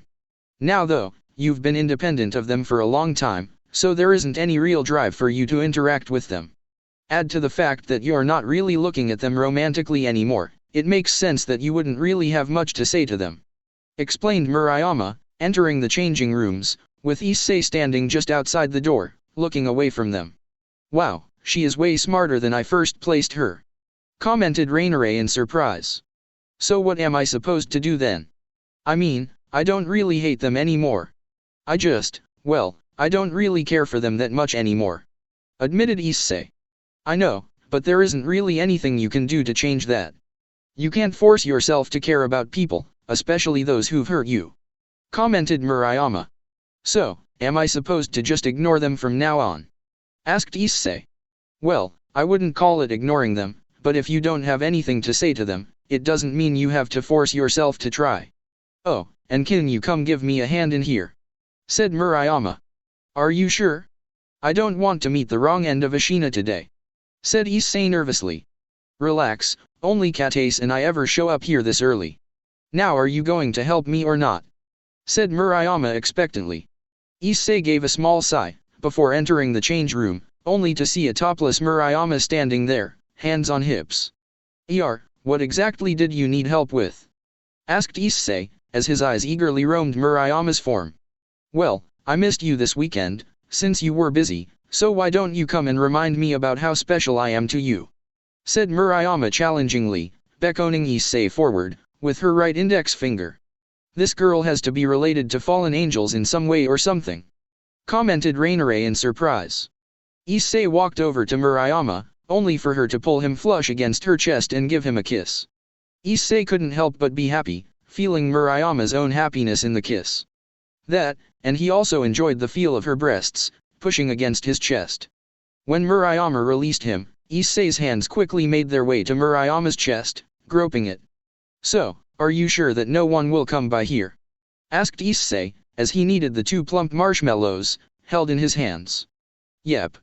Every day as well, just in case you were curious," said Murayama, before letting out a soft moan, as Issei tightened his grip. "I just might have to start coming to school earlier then," said Issei, as he squeezed and rolled Murayama's erect nipples between his fingers. "Well, I'll be here if you do, and there are always other things we can do as well," gasped Murayama, before Issei let go off Murayama's chest. "In that case," said Issei, before squeezing Murayama's bottom harshly and pulling her up to his waist, before walking over to a bench. "We have 20 minutes, might be close, but I think we can make it," said Issei, pulling Murayama's panties down, before moving his face towards his goal, only for Murayama to grab his shoulders. "Wait, I'm all sweaty from training," protested Murayama. "It just makes your scent all the more attractive," said Issei, looking up at Murayama, with love in his eyes. Murayama's grip slackened, allowing Issei to reach Murayama's lower opening. Murayama moaned at the feeling of Issei's mouth along her labia. Issei's tongue felt warm and a little rough, causing Murayama to shudder slightly. "If you like that, just wait until I do this," said Issei, moving his head away to speak, before spearing Murayama's folds with his tongue. "Oh, Issei, that feels so good," moaned Murayama, her breathing picking up, as she felt Issei's appendage roam her inner walls. After a minute of Issei's ministrations, Murayama regained her focus. "Issei, class will start soon," said Murayama, causing Issei to give a nod, understanding Murayama's message. "So, enough foreplay?" asked Issei, getting a nod from Murayama. Issei went to unbuckle his pants, only for Murayama to stop him. "Let me," said Murayama, before unbuckling Issei's belt, unzipping and unbuttoning his pants, before pulling them down to his knees. Issei's underwear soon followed, revealing his manhood to Murayama's gaze. Issei groaned, as he felt Murayama engulf his member, in her warm, wet mouth. "I thought, you said, no more foreplay," grunted Issei, finding himself once again impressed, with how well Murayama could handle him. "I lied," mumbled Murayama, Issei's member still in her mouth, sending vibrations through it, which caused Issei to shudder. Murayama's hands moved to Issei's family jewels and lightly squeezed them, while continuing to suck on his member, her tongue rolling around the head frequently. Letting it go with a pop, Murayama stood up. "Now that's enough foreplay," said Murayama cheekily. Issei gave a small chuckle at this, before resting his hands on Murayama's waist. "Well, since someone took their sweet time down there, we'll have to make this quick," said Issei, before picking Murayama up and impaling her on the member she had just been servicing. Murayama quickly wrapped her legs around Issei's back, while her arms wrapped around his neck, leaving her chest to bounce freely. "So good," moaned Murayama, feeling Issei spread her with each thrust. "You know, I just might have to come here earlier more often, especially if this is what we're going to do," grunted Issei. Yes, definitely," agreed Murayama, feeling her release building. Issei quickly picked up his pace, causing the sound of flesh slapping on flesh to echo in the kendo club changing rooms, with the occasional moan adding to the symphony of sounds. "Close. Murayama," gasped Issei, after a few minutes of furious pounding. "Do it," moaned Murayama, feeling herself clench around Issei, as she reached her end. Issei gave a low moan himself, as he released inside Murayama, who moaned in response. Sitting down on the bench, Issei kept Murayama on top of him. "Do we have to go to class?" asked Issei, nuzzling the side of Murayama's neck. "Yeah, but, next time, we can try and finish faster, so we can try something else as well," whispered Murayama into his ear. "I can't wait," said Issei, giving Murayama's rear a soft squeeze, getting her to smirk. Line break.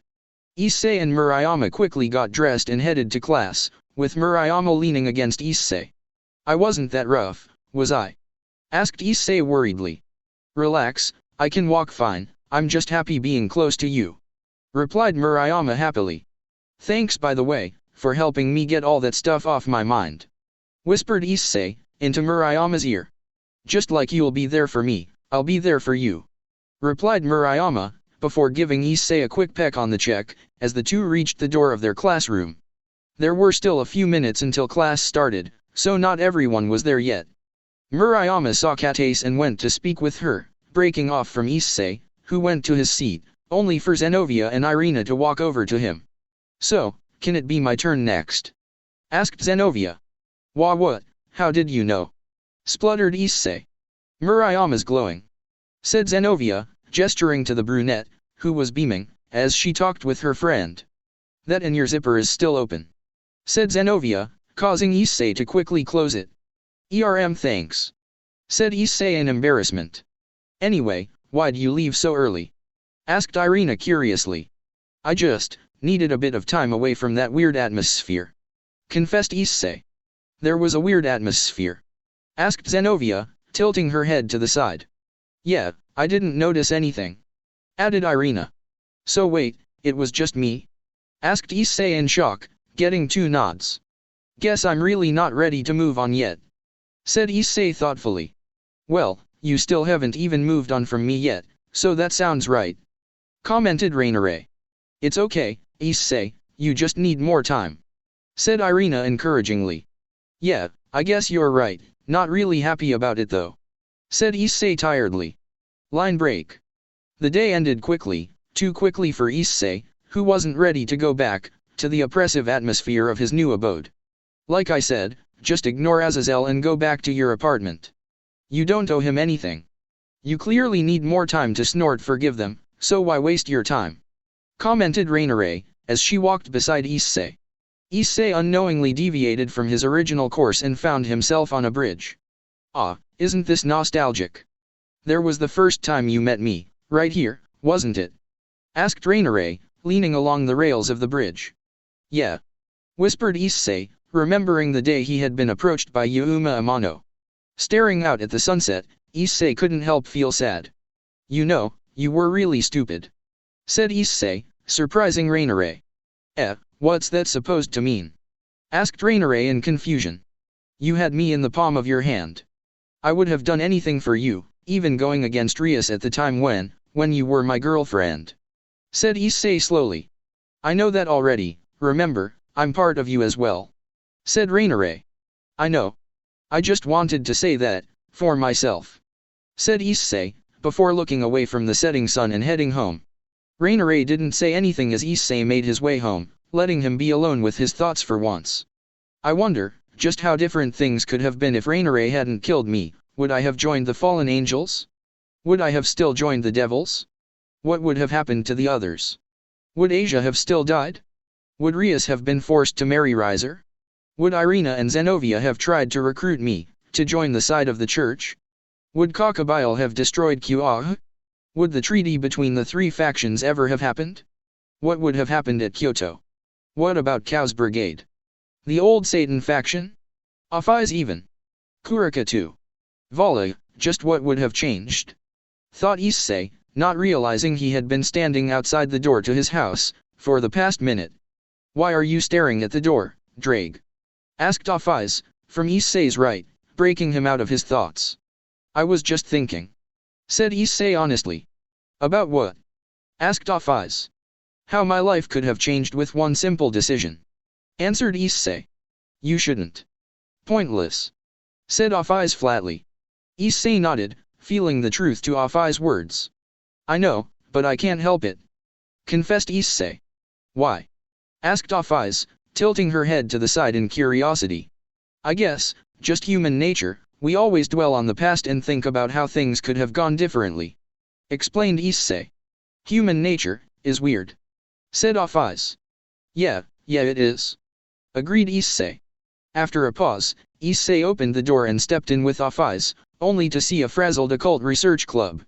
Afai's. There you are. Exclaimed Rias. I'm here too. Muttered Issei quietly, so no one heard him and went to sit on the couch, only to find Afai's had followed him. So, if it is human nature to dwell on the past, why do others do it too? Asked Afai's, getting the others to be silent and listen. I suppose because everyone wants to change something.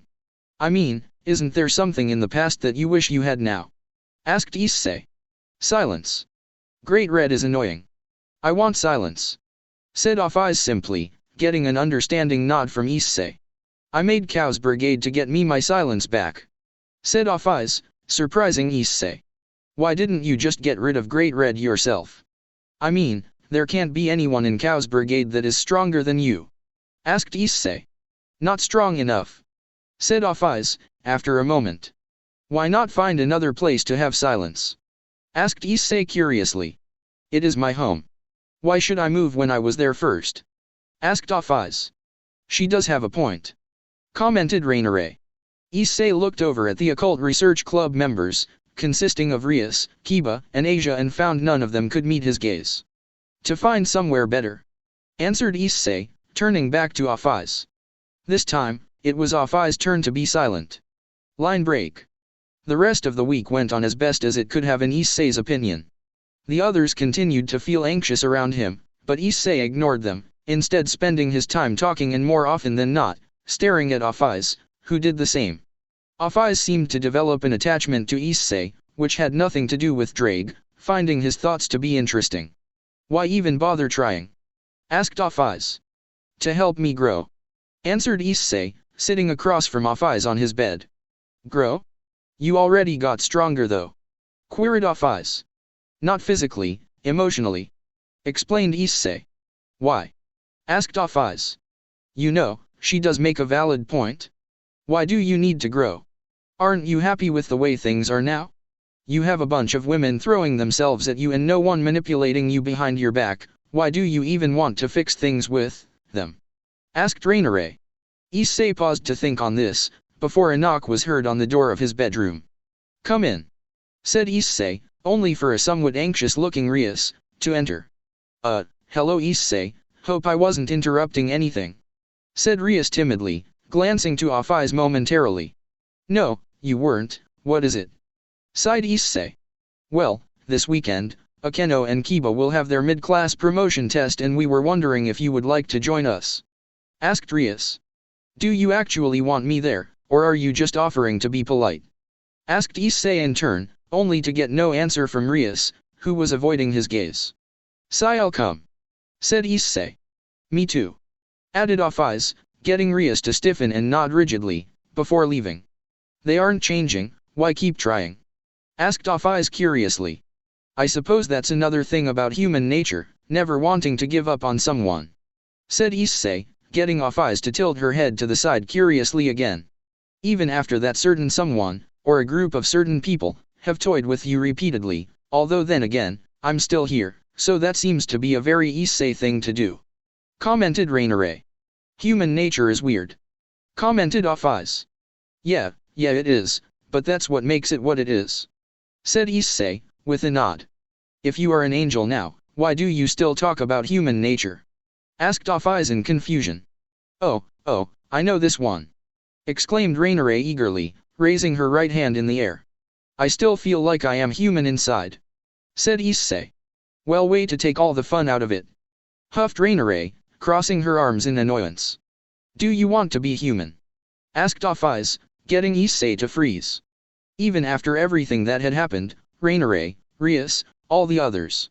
Gabriel, did he want to be human? Off-Eyes watched Issei patiently, as numerous conflicting emotions passed over his face, happiness tinged with melancholy, being the most prominent. No. I suppose I don't want to be human anymore. Admitted Issei quietly. Then don't. Said Off-Eyes flatly. I wish I could. Muttered Issei, getting Off-Eyes to look at him in confusion. Why can't you? Asked Off-Eyes curiously. I suppose even after everything that has happened, I still feel that I am human, even though I know I'm not. I suppose that's human nature too, denying the truth and holding on to old beliefs and ideals. Said Issei wistfully. Human nature is very weird. Said Off-Eyes. Yeah, it really is. Agreed Issei.